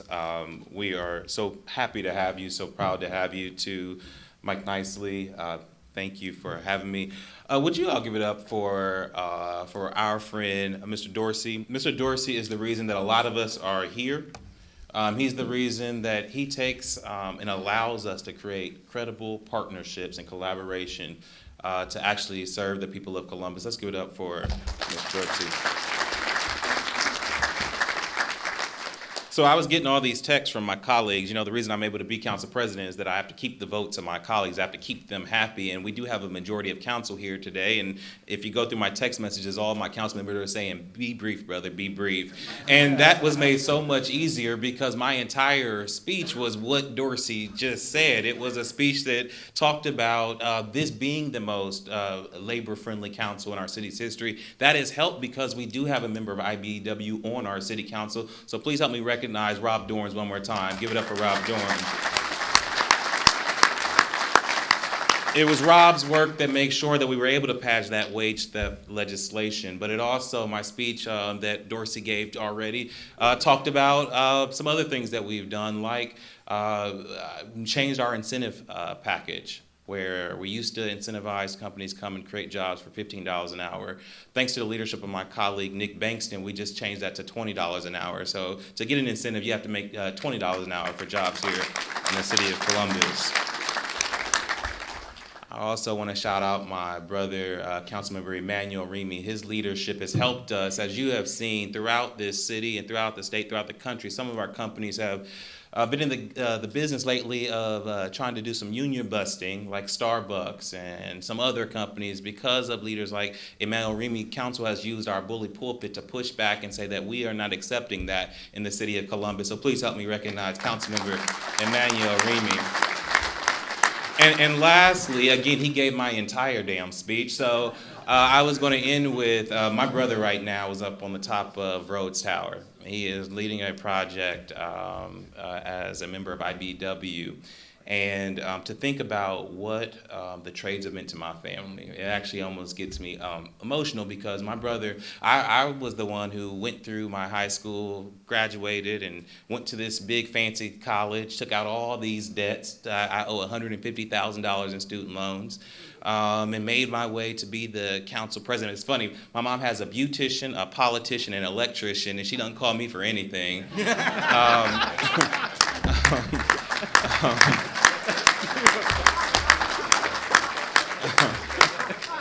But when I think about what the trades have done for my brother did not graduate from, high school. He had it tough, especially after my father passed, and he was, as some say, out in the streets. And what the trades did for my brother, he is working right now, leading the project on the Rhodes Tower. He is earning an amazing living, truthfully making more than the council president of the city of Columbus right now. He is taking care of his family, his daughter, his wife. He is a homeowner in the city of Columbus. So when we talk about programs like Building Futures, it's not just the name of a program. It's a promise. It's a commitment to our families and to our community. So let's keep it up. Let's get to work, and let's continue to build futures. I know you guys are tired of Dorsey, so I'm jumping in here. Is that a testimonial or what? Isn't that what this is about, changing people's lives? Thank you, Shannon. Thanks for sharing that with us. That is great. All right, Dorsey, you're back up. Keep it rolling. All right, Mike messed up my flow there, but Shannon brought up a great point. He thanked his colleagues, so I should probably thank the people who served with me quickly. Dustin Gockenbach, our president from the IBEW, is in a pension fund meeting. He is not here. Vice President Tim Ely from the Plumbers and Pipe Fitters, we already thanked him as our host, but he's on our e-board as well. Our Sergeant-at-Arms, Bill Hewlett from the Bricklayers, Recording Secretary Harry Mullins from the IUPAT, Trustees Marv Cochran from the Roofers, Rodney French from the Sheet Metal Workers, and Robert Mullett from the Iron Workers. Give them a quick round of applause, if you would, please. All right. Our next speaker is somebody I had dinner with last night, and I had dinner with him a couple months ago in Vegas, and we talked about how important this project is to Central Ohio. It's transformational. Sam Lyon is the Vice President of Labor Relations for Bechtel Construction. You're all going to enjoy hearing what he has to say.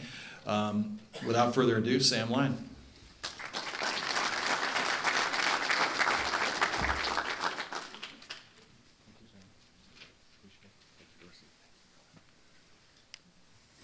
Good morning. Whoa. That was almost catastrophic start right there. Yes, Sam Lyon. I've worked for Bechtel for about 32 years come this June for this great company.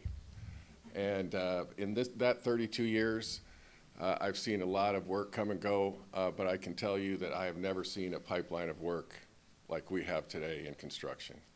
And there's no better example of that here in Central Ohio. Construction statistics right now for unemployment are at historic lows, and that's before this huge bow wave of work is about to erupt, particularly in this area. We've been engaged with NABTU and the state building trades and the local building trades for this coming project. As Pat mentioned, Bechtel has the privilege of constructing phase 1 for the Intel project in Licking County. We believe our estimates are that for this particular project, we're going to probably exceed 6,000 craft professionals at peak for our scope of work. To meet these challenges requires a proactive approach.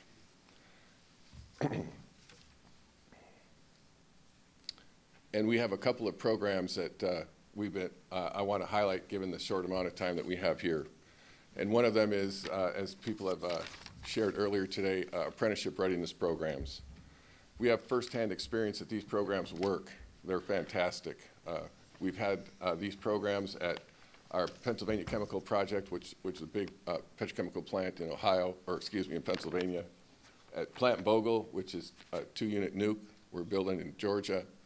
And also at a project called Uranium Processing Facility in Tennessee. It's a fantastic program. And it's a program where you focus on the local community, you focus on the underrepresented groups in the local community, and you give them an opportunity to come to the middle class. And to rephrase an old saying, you can give a person a fish and they eat for a day. You teach them to fish, they eat for a lifetime, and so do their families. So we're partnering, and building futures, I think, is probably the standard that was set for that kind of program. The other thing I wanted to mention was helmets to hard hats. The pipeline of veterans that come into the civilian workforce every year is pretty staggering in terms of numbers. It's such an amazing crosswalk for the skills that they have there, the work ethic that they have, serving our country, to come into the building trades and be leaders for us. And so we're definitely focusing on those two programs. The collaboration it takes to do all this takes everybody. It's the contractor, it's the organizations, it's the building trades, it's NABTU, and we're already doing that right now. I've no doubt that together we're going to be able to meet this moment with this type of collaboration and initiative that's occurring today. And I'd like to thank you very much for the honor of being here today.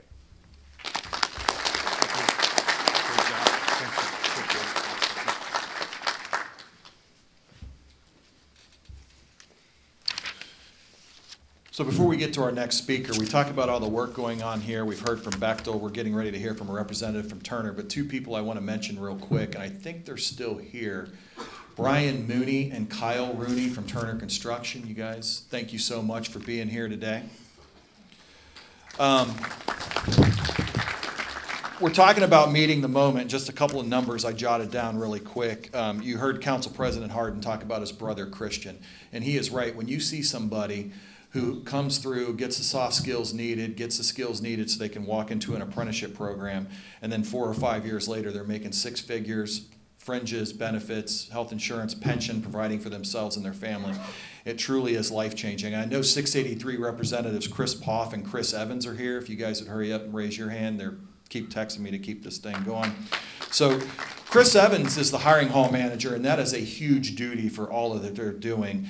IBW 683, when I came on board, had about 1,000 members. Today they have 2,100 members, and they're working about 3,000 people. A few years ago, they had 200 apprentices. Today they have 563. Their goal by next summer is to be up to 1,000 apprentices. And as impressive as that sounds, which it is, Chris Evans also wears 2 hats. I guess it's an IBW thing, Rob. He's also the food and beverage manager, and he runs our Christmas party, which is the second Wednesday of December at the Hollywood Casino. And gambling, liquor, and all-you-can-eat buffet, what else is there to say? It's the greatest party anywhere in the state. You all are welcome to come to it. So, second Wednesday. But I mentioned Brian and Kyle from Turner. They're incredibly great representatives for us. They help us out with union construction. Another one of our friends who's the epitome and an example, who's constantly working to help us diversify the construction industry and make sure it's representative, is our next speaker, and that's Vanessa Jester from Turner Construction. Vanessa?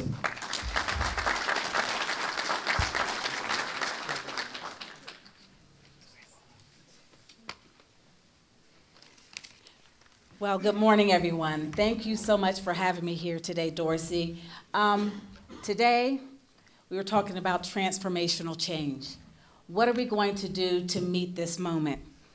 Well, meeting this moment really requires for us to have unprecedented collaboration. We've heard about collaboration from every one of our speakers today. Collaboration from the general contractors, collaboration from our union trade partners, from our clients, but for most of all, our community. Making sure that we're connecting to each and every organization in the community so that we can take a part of these 13 million man hours, work hours. So really, it's all about collaboration. It requires our industry to share best practices. It requires us to ensure that every single job site that our shared workforce steps foot on, that they are in a safe, inclusive work environment. It requires transformation.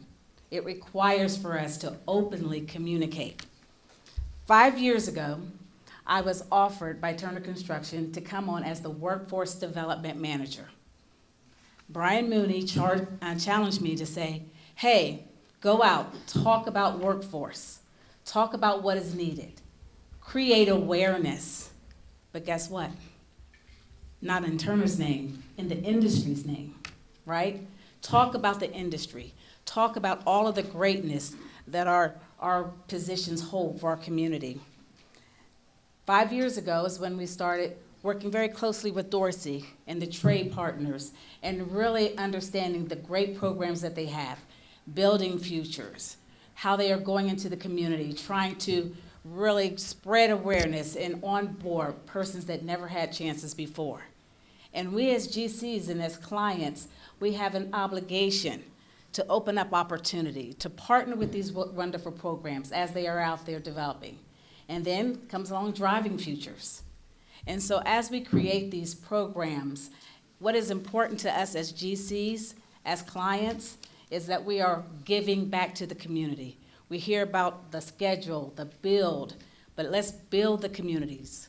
As these 13 million hours are coming through our community, let's make sure that we are connecting our folks to these partnerships, that they're getting connected to training, and that most of all, we are sharing as GCs the best practices that we come up with to make sure that we are creating safe, inclusive work environments for all.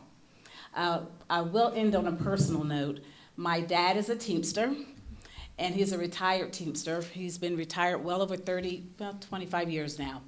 And yesterday, we had a life-changing experience over the last 2 weeks, and I had to make a call for him because his pension had changed because of our life-changing situation.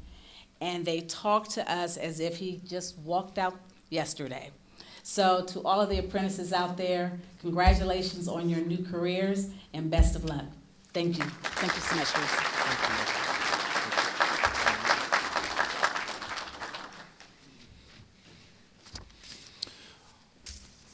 All right, our next speaker is hands-on, all over the Honda project, big advocate for union labor.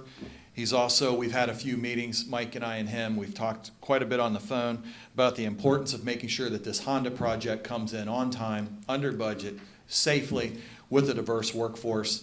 His values are our values. Our next speaker from Kokosing, Ken Gagne.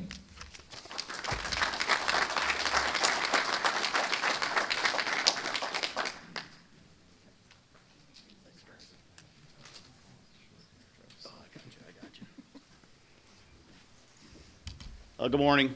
Again, Ken Gagne with Kokosing. Appreciate being here, being able to make a few statements. Advocate of union labor, I guess I'll just start off with. Son of a Boilermaker, grandson of a pipe fitter. And when my dad passed, one of the things that I am very appreciative of is the fact that my mom didn't work outside the home. So when Dad passed, it was Dad's pension program and it was Dad's health and welfare program, that continued to support her. As Dorsey mentioned, Kokosing is in a joint venture to build the Honda project with Turner Construction at the Jeffersonville site. But beyond that, we're excited about all the major projects that are coming to this area. And whether you're a union leader, whether you're a contractor, or whether you're an owner, I think we all know it's going to be a heavy lift. And it's been great to see, particularly in the Honda situation, the collaboration to meet these challenges. We enjoy some great owners in the area who know what it takes to build these major projects. Owners like Honda and Intel, who have been and continue to be engaged and support the trades to make us all successful in building our work. We also enjoy an area that is flush with skilled craftsmen who are led by union leaders who also understand what it takes. Union leadership that is willing to make investment into training programs and apprenticeship programs to develop apprentices to help us build these advanced technology facilities. Thank you for your collaboration and willingness to work with contractors like us and Turner to not only build the list of major projects that were mentioned today, but also our state, local, and university projects. Talking with Neil Ambergy with the Ironworkers this morning, it used to be, a $50 million job, got you excited. Now if it doesn't start with a B, we don't even raise our eyes. But we need to continue to support these projects while we take on the mega jobs, and we need to be able to support both, and I believe that we can. And I'm confident that with the continued tripartite support and commitment, we'll all be successful in supporting these projects and continue to attract additional mega projects to Central Ohio. Thank you. You got it.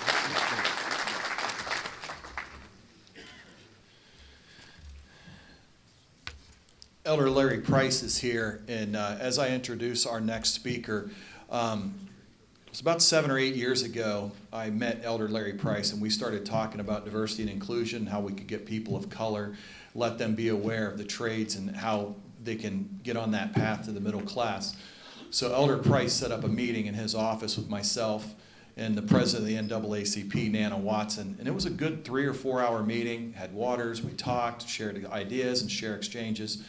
And was really great to hear from them and their commitment, what they were going to do to help us with a diverse workforce, and in turn what the building trades was going to do to get that outreach out there to let everybody here in Columbus and Central Ohio know about these opportunities. So there is no bigger advocate in this room for union construction than Nana Watson. It is almost daily that she calls me and says, I met with so-and-so developer. They have no people of color on their board. They have no females on their board. I was out at their job site. Guess what I saw? Indiana plates, Kentucky plates, Michigan plates, Louisiana plates, Texas plates. Now, if you know President Watson, you're going to know this is a direct quote. This isn't me saying this, but she'll say this is total bullshit. I want to see Franklin County plates. I want to see Ohio plates. I want to see people from our community. I want to see people I go to church with. I want to see people that I go to the stores with building Columbus Crew Stadium, building this municipal courthouse, and building these projects. So we've been working with her very hard to help do this. She was at the beginning with Building Futures. She's really helped us with our outreach. She's been a huge help with driving futures. So our next speaker, the president of York Columbus NAACP, President Nana Watson.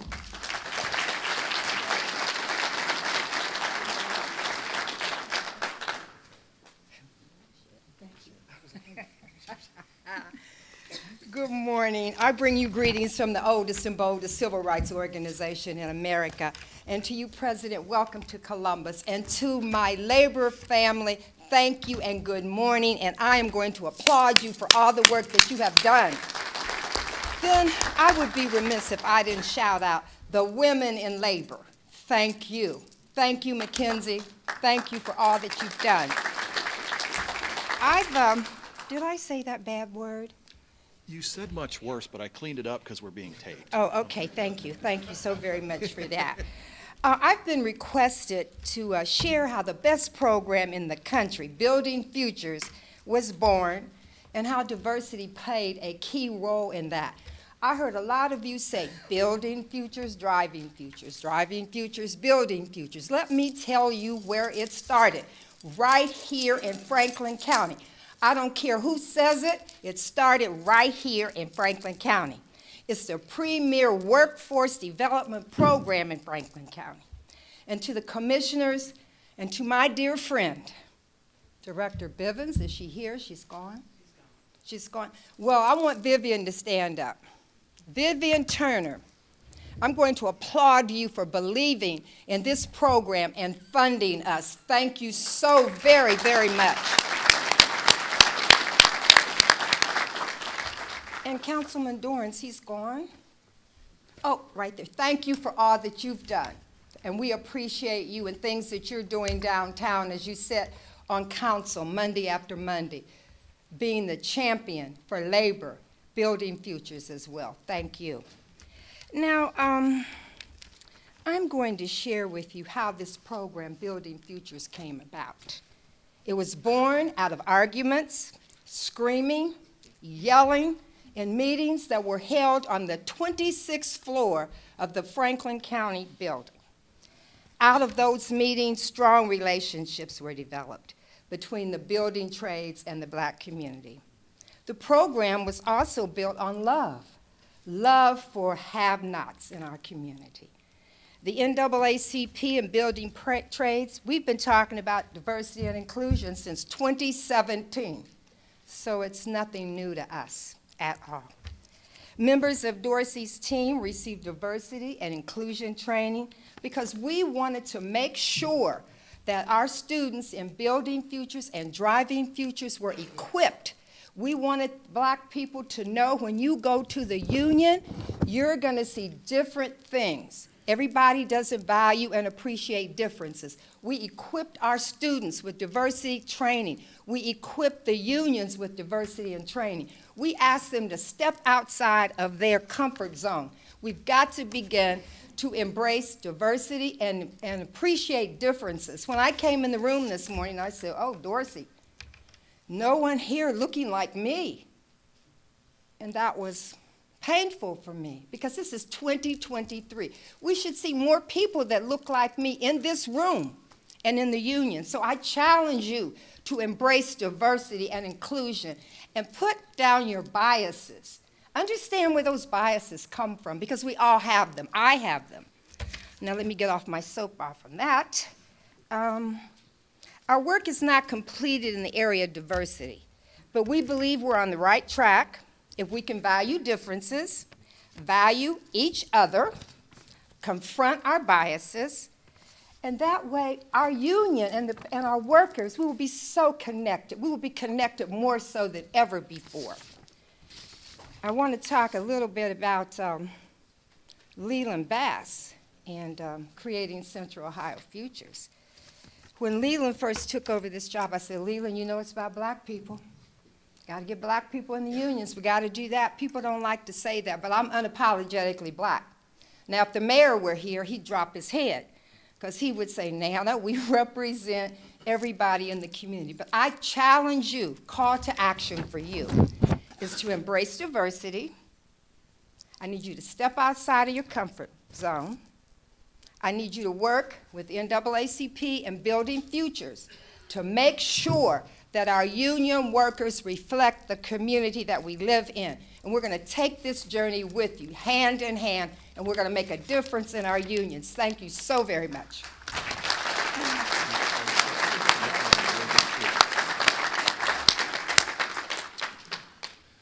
She kind of already mentioned anything I can mention, so my brother, you're going to get a short intro. But in November of 2017, I met Leland Bass, and a bunch of us at the table had kind of talked about this program, Building Futures, and we knew to help people that maybe didn't have a high school diploma, maybe had some instances in their past, maybe needed some wraparound services, dealing with childcare and transportation. There was going to have to be somebody to provide that so that these people, when they did get on that path, a direct path to the middle class, they didn't fall off and they could continue down that road. So everybody told me Leland Bass, Leland Bass, Leland Bass, and I didn't know this guy from Adam. So I sat down and I said, Leland, I said, do you like Ohio State football? And he said, yeah, I love Ohio State football. I said, do you like chicken wings? He said, love chicken wings. I said, do you think that you can provide these wraparound services for this program to where we can keep people on this path to the middle class? And he said, I can do it. And this was November of 17. And on January 5th, 2018, our first cohort graduated. And many of those kids, some of them he's going to talk today, have already went through our apprenticeship programs and are out there running work. So our next speaker, the program manager for Building Futures, Leland Bass.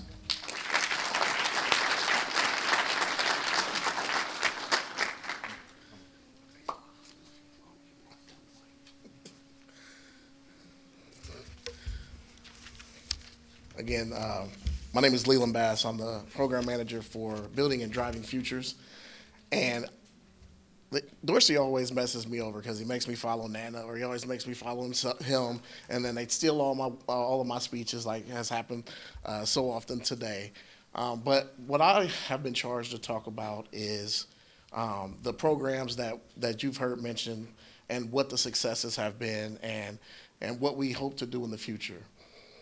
But before I do that, I want to talk a little bit about why this program is important and why we're so proud of it.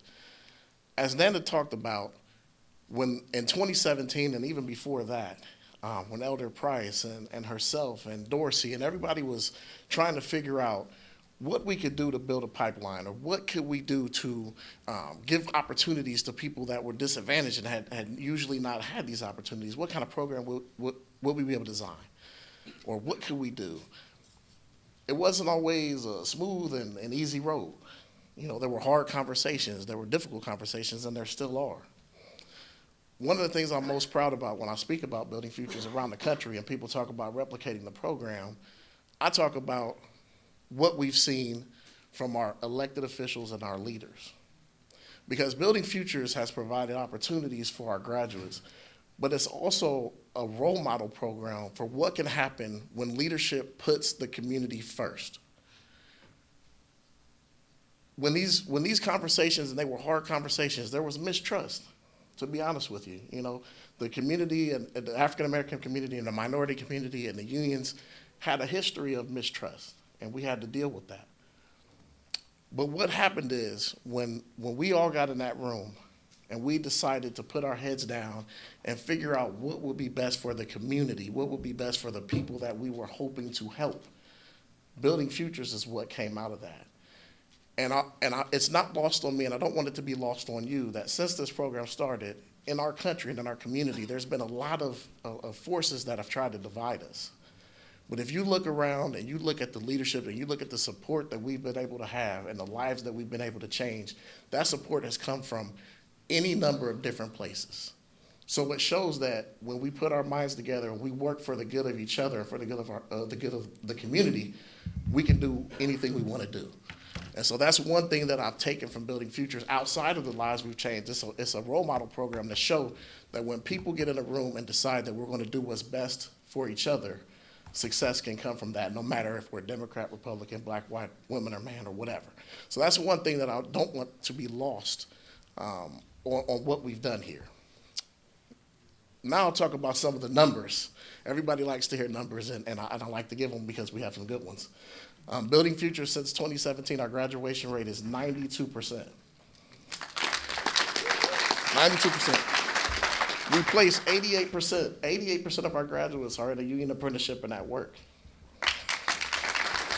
As Dorsey mentioned, average salaries range between $75,000 and $85,000 per year for our graduates.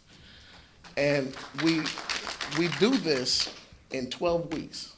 It's a 12-week program. We can take somebody from the street. We've taken people from homeless shelters. We have graduates that started the program in halfway houses, just released from prison. And in 12 weeks, we've been able to turn their lives around. And you'll hear from some of them, but we have graduates now that, Charles Straley's here, he's gonna speak. I don't want to steal your speech, Charles, but when I met Charles, he was in a halfway house. Now he's running work. He is running the Ohio State University Medical Center work for ironworkers. He's just one story of what we do and what we continue to do. And the reason why the program has been so successful is because we've had buy-in from our trades brothers and sisters. We've had buy-in from our elected officials, our county commissioners, and our representatives from Jobs and Family Services. We spoke to Vivian and Joy. They tasked me with creating a program that would be effective and would address the real needs that people had that were underserved. And they've allowed us to be creative and provide wraparound services that probably no other program in the country can provide. When someone comes to us and they are entering Building Futures or Driving Futures and they're saying, I don't know, I want to do this, but I don't know how am I going to get to work, or I'm going to need childcare, or I'm facing eviction, or I have something on my record that I think might prevent me from being successful, we are able to address all those issues because of the funding and the types of support that we have from the community. We brought together judges, pastors, the mayor, city council members, all of the people that are difference makers in our community support what we do, and that's why we're successful.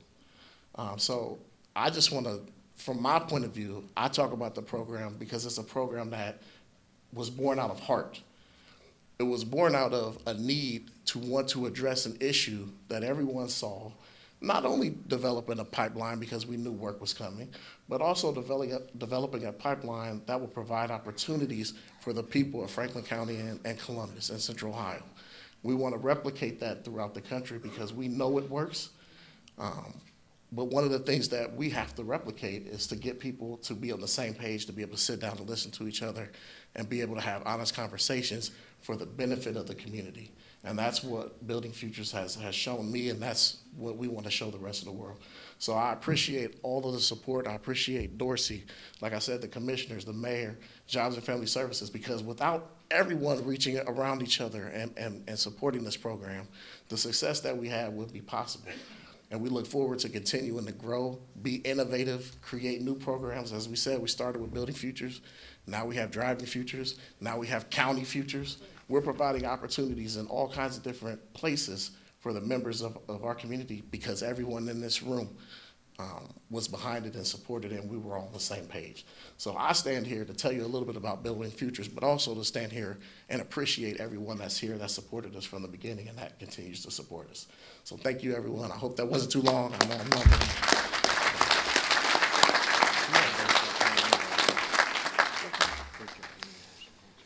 All right, I know people have came and gone a little bit. I know there's stuff going on down at the State House, but State Rep Sean Brennan was here earlier. I don't know if he's still here. I wanted to give him a quick shout out. And then before our next speaker, quickly here, there's a few other people behind the scenes that we failed to mention that really help the local building trades here on the political front. One of them is AJ Stokes, and if anybody doesn't know AJ Stokes, get to know AJ. Us local labor leaders here know him. A few years ago, AJ Stokes led the effort to fight back right to work in the state of Missouri, so he's a tremendous asset for here in Columbus and Central Ohio. A couple other folks, Bridget Toops and Joe Retoff are here, and then I saw Louis Campabianco, John Hazley, and Aaron Pickerel. They're here as well. And then last from the UA, guy that really helps me out, especially issues here locally or at the State House or connecting me with people that I need to talk to. Willie Kester is here as well. So I want to thank you all for being here. If you get the chance, reach out to them, talk to them, tremendous assets as well. Our next speaker is Nicole Schwartz. She's the Executive Director of Trade Futures.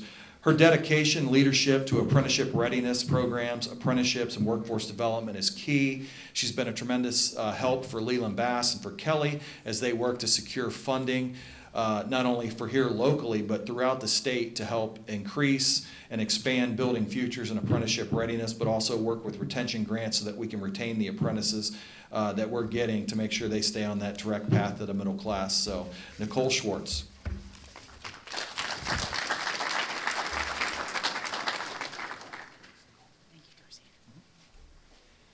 Good morning, everyone. From down there, it looked like I wasn't going to actually be able to see over the podium, so I'm glad that's not the case. Thank you to everyone for having me. I am Nicole Schwartz. I'm the Executive Director of Trades Futures.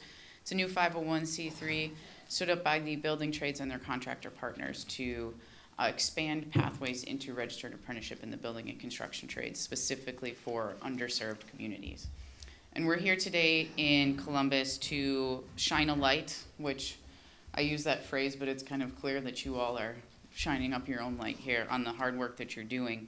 The partnerships between the state and the local building trades councils, the contractors, the end users, the community-based organizations, and local government has put in to create partnerships that lift up the local workforce in high road careers in the construction industry and to meet the demand of the public and private investments in infrastructure is truly impressive.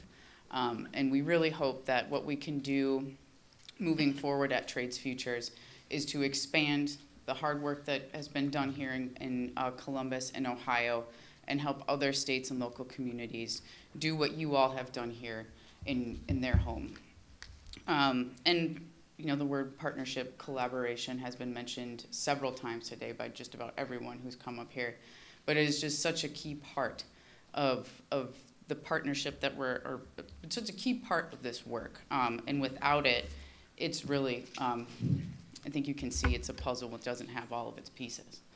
And it really shows what happens when you bring together labor, community, industry, and government to the table to share collective expertise, and I think most importantly, the collective vision for the future that we seek for our communities.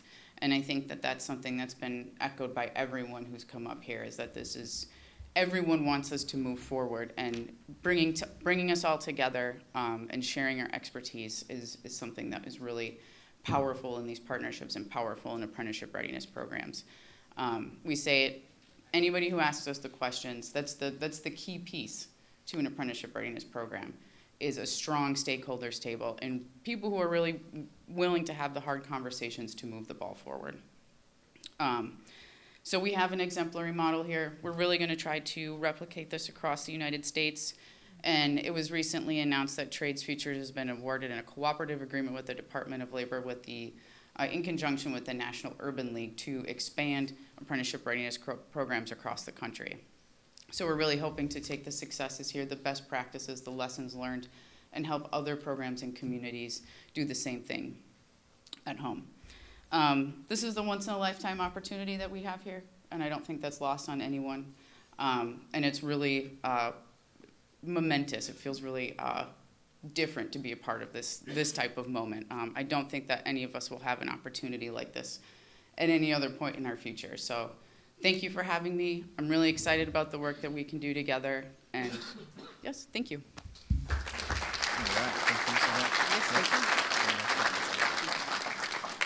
The mayor spoke earlier, but his labor liaison, sheet metal worker member, Local 24 member Barry Pickett, former business agent, he's the mayor's labor liaison. Barry's here, and Mike Shattuck was here from the mayor's office as well. I just wanted to mention them. This next young man needs absolutely no introduction. Leland Bass talked to him a little bit earlier. He was a guy who came to Building Futures, was looking for an opportunity for himself and his family, got in the program, excelled as an apprentice, is now running work for Iron Workers 172. And he's not a guy that took his wages and fringes and walked away.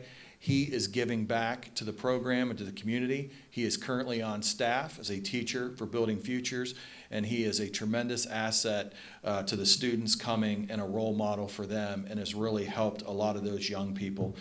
Ironworker 172 member and Building Futures graduate Charles Straley.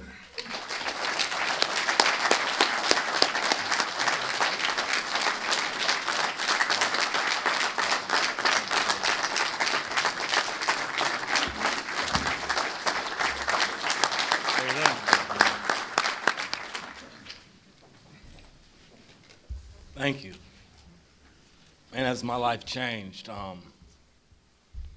woke up this morning and walked by the mirror, and the person I seen in that mirror today, I'm so grateful for that.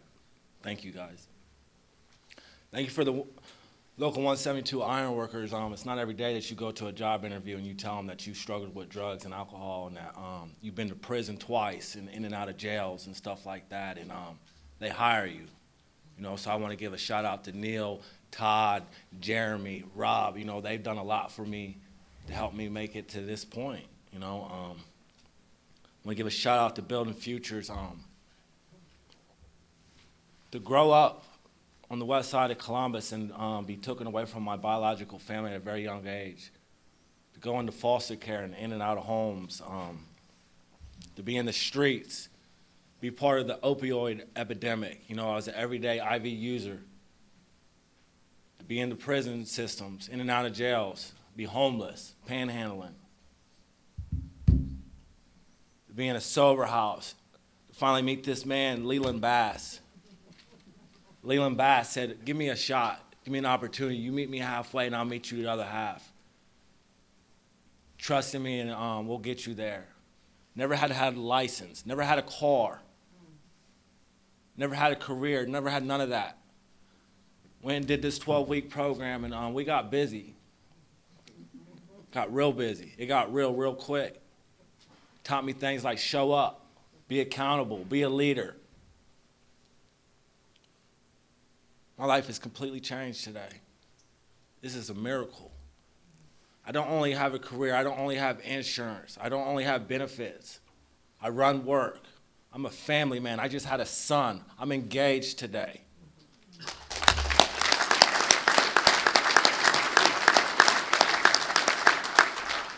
I'm out here trying to help my community and try to help people go through the same path that I went through. I can't believe it. You know, I thank God every day for my life.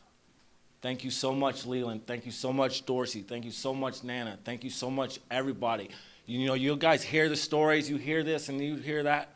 I'm a success story today, and I'm grateful for that. With that, I pass. Thank you.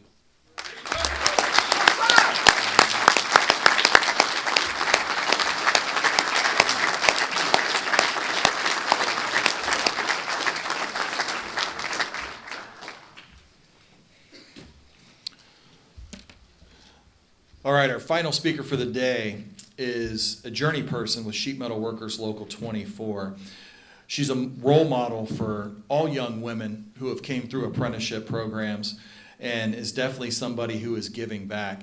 She also serves on the executive committee for the local Franklin County Democratic Party, and she is without a doubt going to be at the forefront of the next generation of union leadership here in Columbus and Central Ohio. Mackenzie Quinn.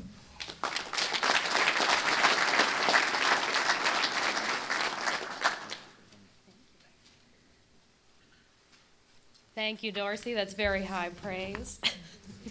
So I want to say thank you to everybody who organized this today and gave me the opportunity to get up and just tell my story and share a little bit about the benefits of going the union route, especially as a woman in the trades. So my name is Mackenzie Quinn. I am a journey person with Local 24 Sheet Metal Union. I started in a trade school.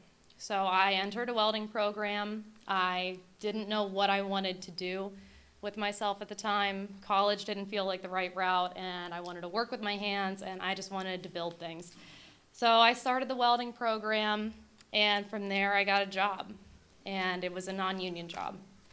And I quickly figured out that this isn't going to be where I make a lot of money and have a lot of good benefits. So I started making friends who were in a union. So I luckily had the opportunity to apply and was accepted into an apprenticeship. And I lost my spot. And the difference was night and day. I found myself working alongside professionals who took pride in their work, and the wages and benefits were so much better than my previous job. But it wasn't just about the financial benefits.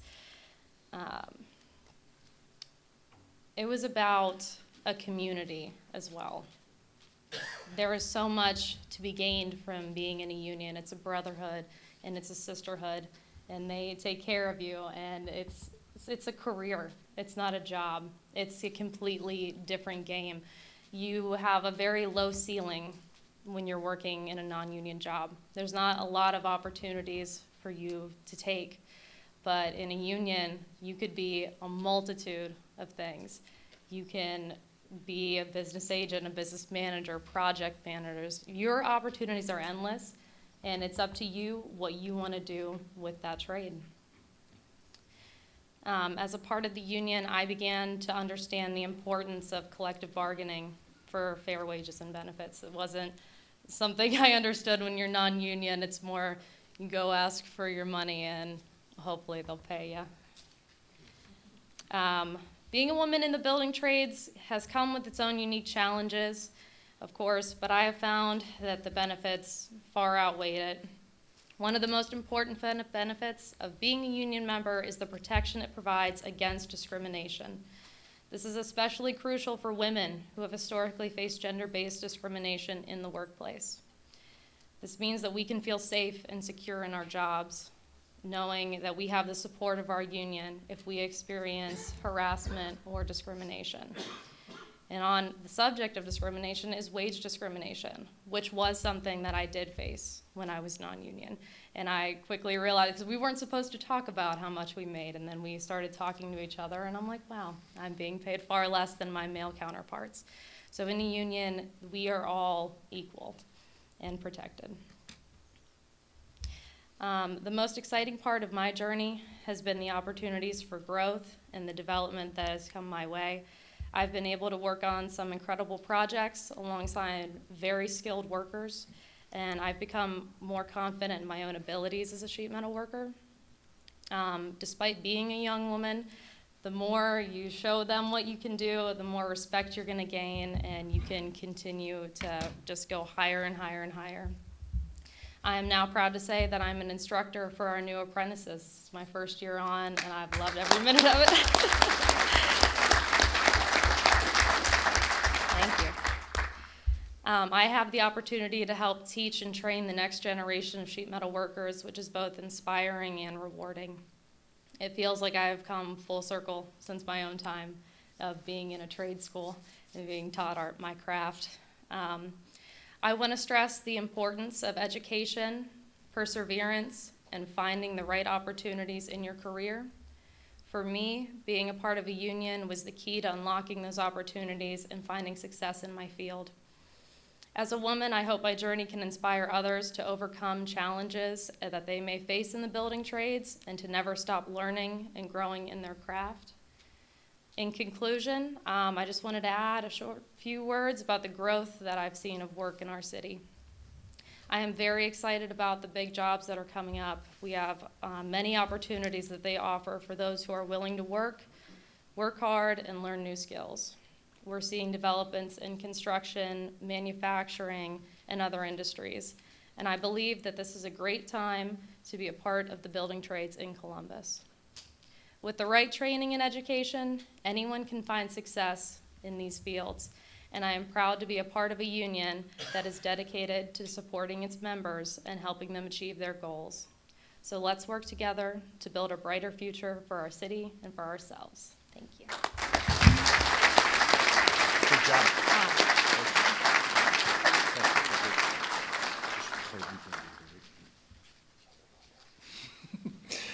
Okay, so that is it for our lineup of speakers. Just a couple things here real quick. One other person to shout out. everybody from Mike's executive board didn't make it here, but you've heard a lot about expansion of building futures and workforce development. One person that we're working closely with is just to the east and south of us, and that's Buddy Malone from the Parkersburg Marietta Building Trades.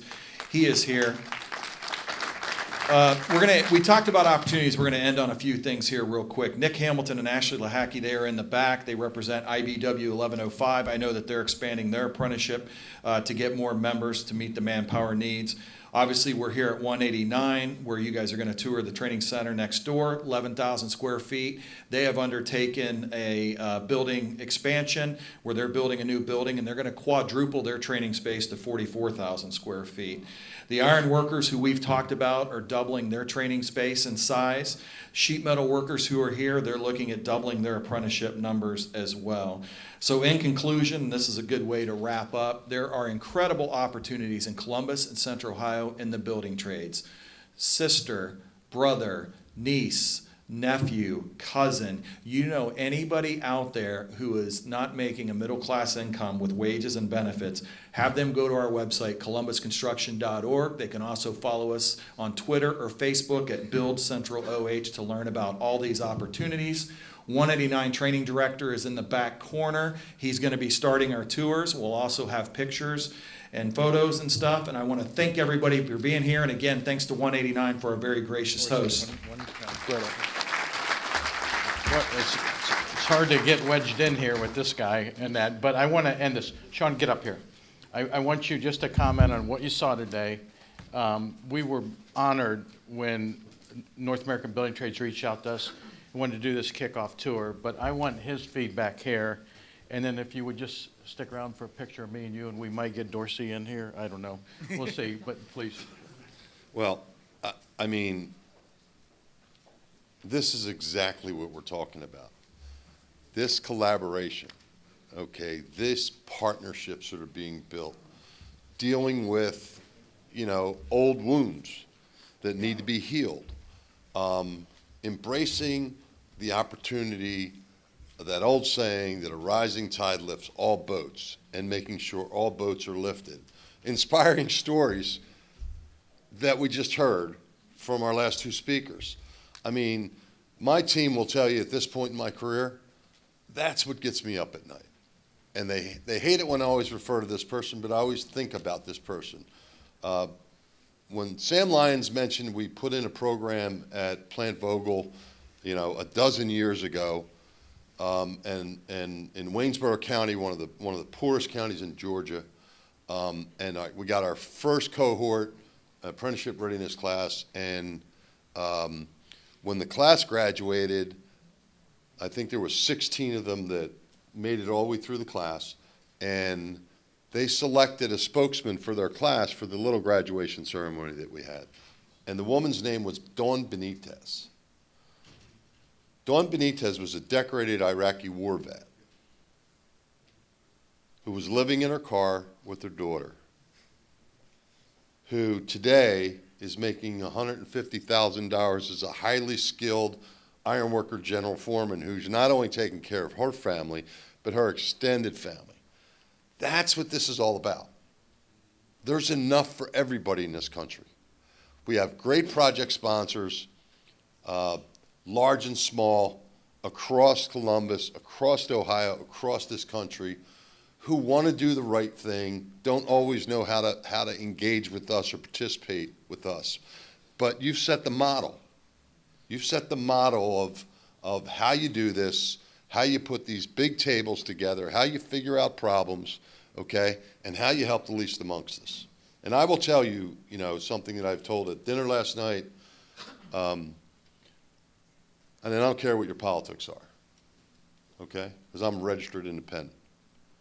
But I will tell you that this President of the United States, okay, along with a bipartisan group who helped pass infrastructure, a bipartisan group who helped pass the CHIPS Act, okay, and other pieces of legislation to benefit working people in this country, rules to benefit working people in this country.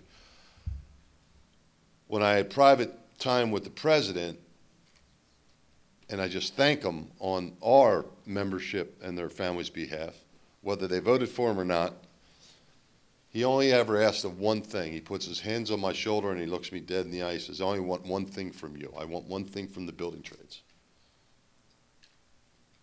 My legacy at the end of the day will be, what did I do to lift up the middle class? What did I do to grow the middle class in this country? That's it and that's all.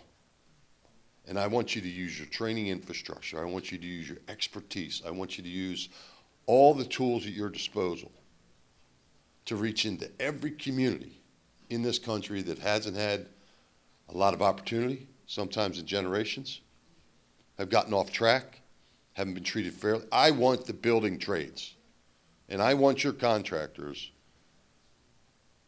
to teach them skill sets that last a lifetime. That's all I want. He's done that twice to me, and both times I looked him dead in the eye and said, Mr. President, you can count on us. And if I ever get that opportunity again, I'll say, Mr. President, you need to come to Columbus, because that's where it's happening. Great job, Sean. Hey, Ann, go ahead, Mike, close it out. I have a history of welding. I welded in school, and also I welded in a shop, and I loved it, but it wasn't enough for me. I wanted to be more, have more meaning to my work and like be able to see the growth that I make. And so I was looking around and I stumbled across ironworkers, and I thought the idea of climbing a building and welding up on a beam would be so cool, and now I'm here living it, you know, so it's a really fun time. It's really nice, like the balance of everything, the way that our instructors teach us, like we have, you know, our class time, we are able to get certified with everything and learn what we need to do, and then we go apply it in the shop, and so we are able to get hands-on training and be able to, you know, really learn what we need to learn. You are able to learn so much. You meet amazing people. I've met so many people that just have crazy stories and a lot of life experience, and they inspire me to work harder each day and show up. And like showing up is the most important thing, and I don't regret it at all. If you are looking for a great career, I encourage you to try the building trades. It's a good option because if you don't like, well, personally for me, I didn't like the whole idea of doing more schooling, so I went straight from high school into just working, and I've liked it pretty well so far because I get to do all the hands-on stuff. I grew up on the west side of Columbus, in and out of foster homes, was adopted, me and my sister. I was in the streets a lot, started using drugs and alcohol as part of the opioid epidemic. Met Leland Bass. He's head of Building Futures, got with him. He asked me to trust him, that he had a plan for me. I trusted him, went through Building Futures. It was a 12-week program. Got me a license for the first time. I was 31 years old, never had a license. Got a car, never had a car. Paid my dues for the first year, helped me get tools, taught me about accountability and showing up and things of that nature. So after Building Futures, I got into Local 172 Ironworkers. Just been showing up every day with a positive attitude, learning. Got a lot of certificates, welding, rigging, forklift certifications, and now I'm out here running work and stuff. The union is hiring. It's not just the Local 172 Ironworkers, it's all of the unions. You don't just have to go through Building Futures either. You can go through straight up to the apprentice programs. My life's completely different today, you know. I got insurance, I'm a family man, I just had a son, I just got engaged recently. I got 2 cars instead of 1 now. I'm working on my credit to buy a house. That's where we plan to be this summer. We're going to be moving into a new training center 4 times bigger than what we have right now. Yeah, that's what they were saying. Where's that located at? It's off of Roberts Road. Okay. A little bit north of Roberts, west of 270. Okay. It's a former class starting out between 10 and 12. And now we're up to 30. That's it? It's definitely. Yes, yeah. Now you can see some of the history. You know, we we still keep track of. On YouTube, and you search for the oldest functioning flame safeguard in the world, you would find this and a video that I put together on how this still works. This came out of National Electric Coil, which is over on King Avenue. They've probably been there since the early 1900s, and this was for one of their baking ovens. I'm sure it is one of the oldest flame safeguards in the world, and I look, they patented the technology we still use today for sensing flame and controlling burners. That's one of their original flame safeguards. Now, you know, I got level controls here for like a cooling tower, and I'm not very tall, but if you look over there, you wouldn't think that you were within about 200 yards of a nuclear reactor. Right over there, OSU has a nuclear reactor. Right on top of the building there is a cooling tower. And this is the kind of thing that would maintain the level in the cooling tower electronically. You know, the probes kind of put it back in there. And it's not going to shock you, because if you look at the specifications, really the only voltage on those probes is about 1 volt. It's not high voltage. This is the kind of stuff you'd find on boilers. A typical float ball, level control, and switches that will turn the pump on and off to maintain the level of the boiler. If the level is not where it should be, it'll shut the boiler down.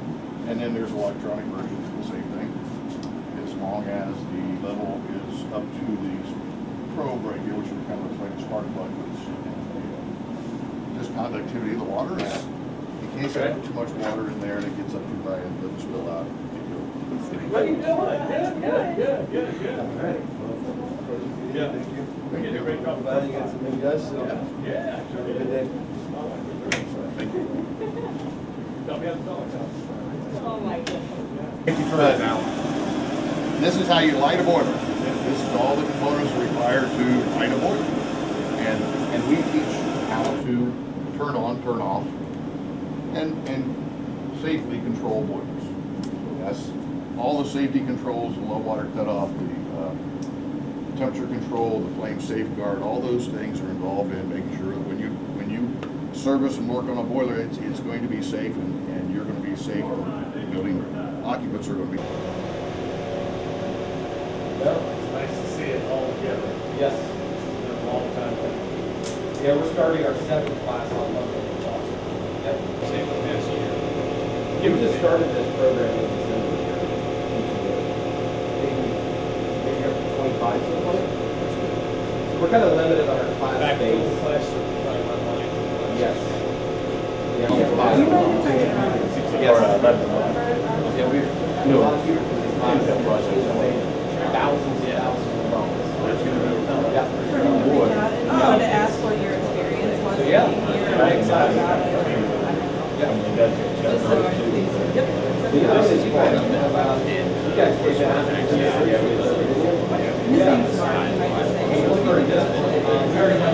It's nothing, controversial, it's really just like, hey, we're teaching. And once it's completed, it'll start again. We just build it. Yeah, so they were talking about how What's our, well, this is Argon. Yes. So we already just settled. Yeah. That would be good. Yeah, sorry, other high school. Jump through and take a look. Good morning, look good sand in your eyes. Yeah. Vaseline or maybe Neosporin in your eyes. Yeah.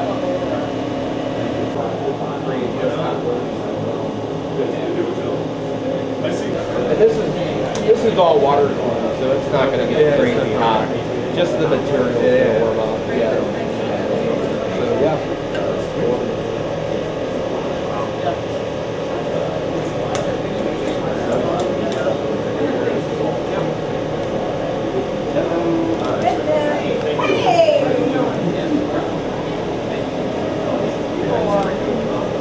Thank you. Yeah.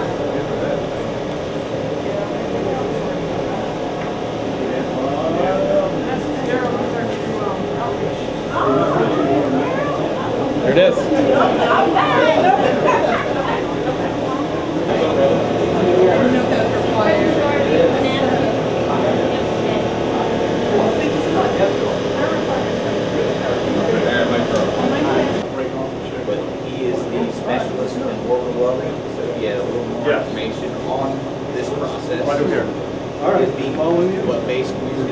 the Orbital. It's a very fancy machine. It does a fantastic job. And today we're just doing a bead on tube. So it's one piece. We're just going to make a weld around it. This is the process you guys will be. That is the process. This will be it right here. That is the process. So it's very simple. It's not as You just exciting. got like quarter inch. It's 3/4 inch tube. Yeah. This is just the purge port. There you go. Oh, okay. Yeah. And this, it's going through its pre-purge cycle now. It's purging the head. And then once it's completed, and now it's welding. My stainless steel to itself and make that joint. In a nutshell, that's the whole process. After it's done here, I'll show you what it looks like. Because we can get up to 6 inch with this particular machine and type. I think they will work on processes. Once you get bigger than that, you're pretty much going to be doing it with hand. That's a great question, though. I would imagine they're going to go up to 6 inch. I would imagine there will be processes coming out where they'll try to develop a system that's for bigger companies.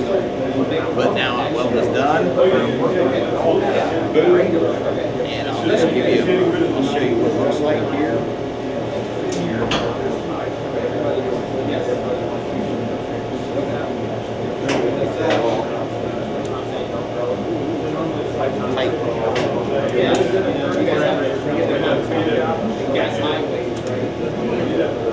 But there is my weld. I basically program into whatever heat I want, and that is a solid weld. Just looking at it, I don't have a big hump on the top. It looks pretty uniform throughout. Is that finished now? That is pretty much done. I clean it up maybe a little with some alcohol just to get some of that dirt off. That dirt.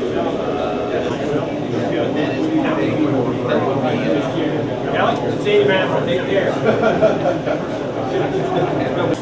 The scanner, the igniter, the air, and it'll run for about 10 seconds, and then it will cycle off, and it'll continually recycle because they don't have it set up to actually stay on to run continuous. But a practical trainer that I can use right here in the classroom to show them what they're going to see when they get to the field. They see a boiler and they want to know what this is, and then I show them this. This is the 1940s version of that. Yeah. This is some of the stuff that we've collected. The piping, the pipe threader back there in the early 1900s. Some of the historical stuff. Boiler safety controls and low water cutoffs. And then some of this you see right there. In Well, don't look. I'm going to show you that in person. Don't look. In about 2 months. I cannot wait. I cannot wait to get to that. But every night they come in here, they grab a bucket full of wires, and I tell them to draw a wiring diagram. I put it up an air compressor system last night, and it comes right from a wiring diagram that I took out of an air compressor, duplex air compressor system like 20 years ago. And the logic in it, the relay logic and everything, they understand that. And then I have some electronic programmable controllers that will go on there next week. Very well organized. And it's all programmed to do exactly the same thing that they were doing, and that's the more modern way of Yeah. so in modern, variable frequency drives, this is one of the newest versions of the ADD. They make a version of this with Bluetooth to your phone. You can actually see everything on that display right on your phone.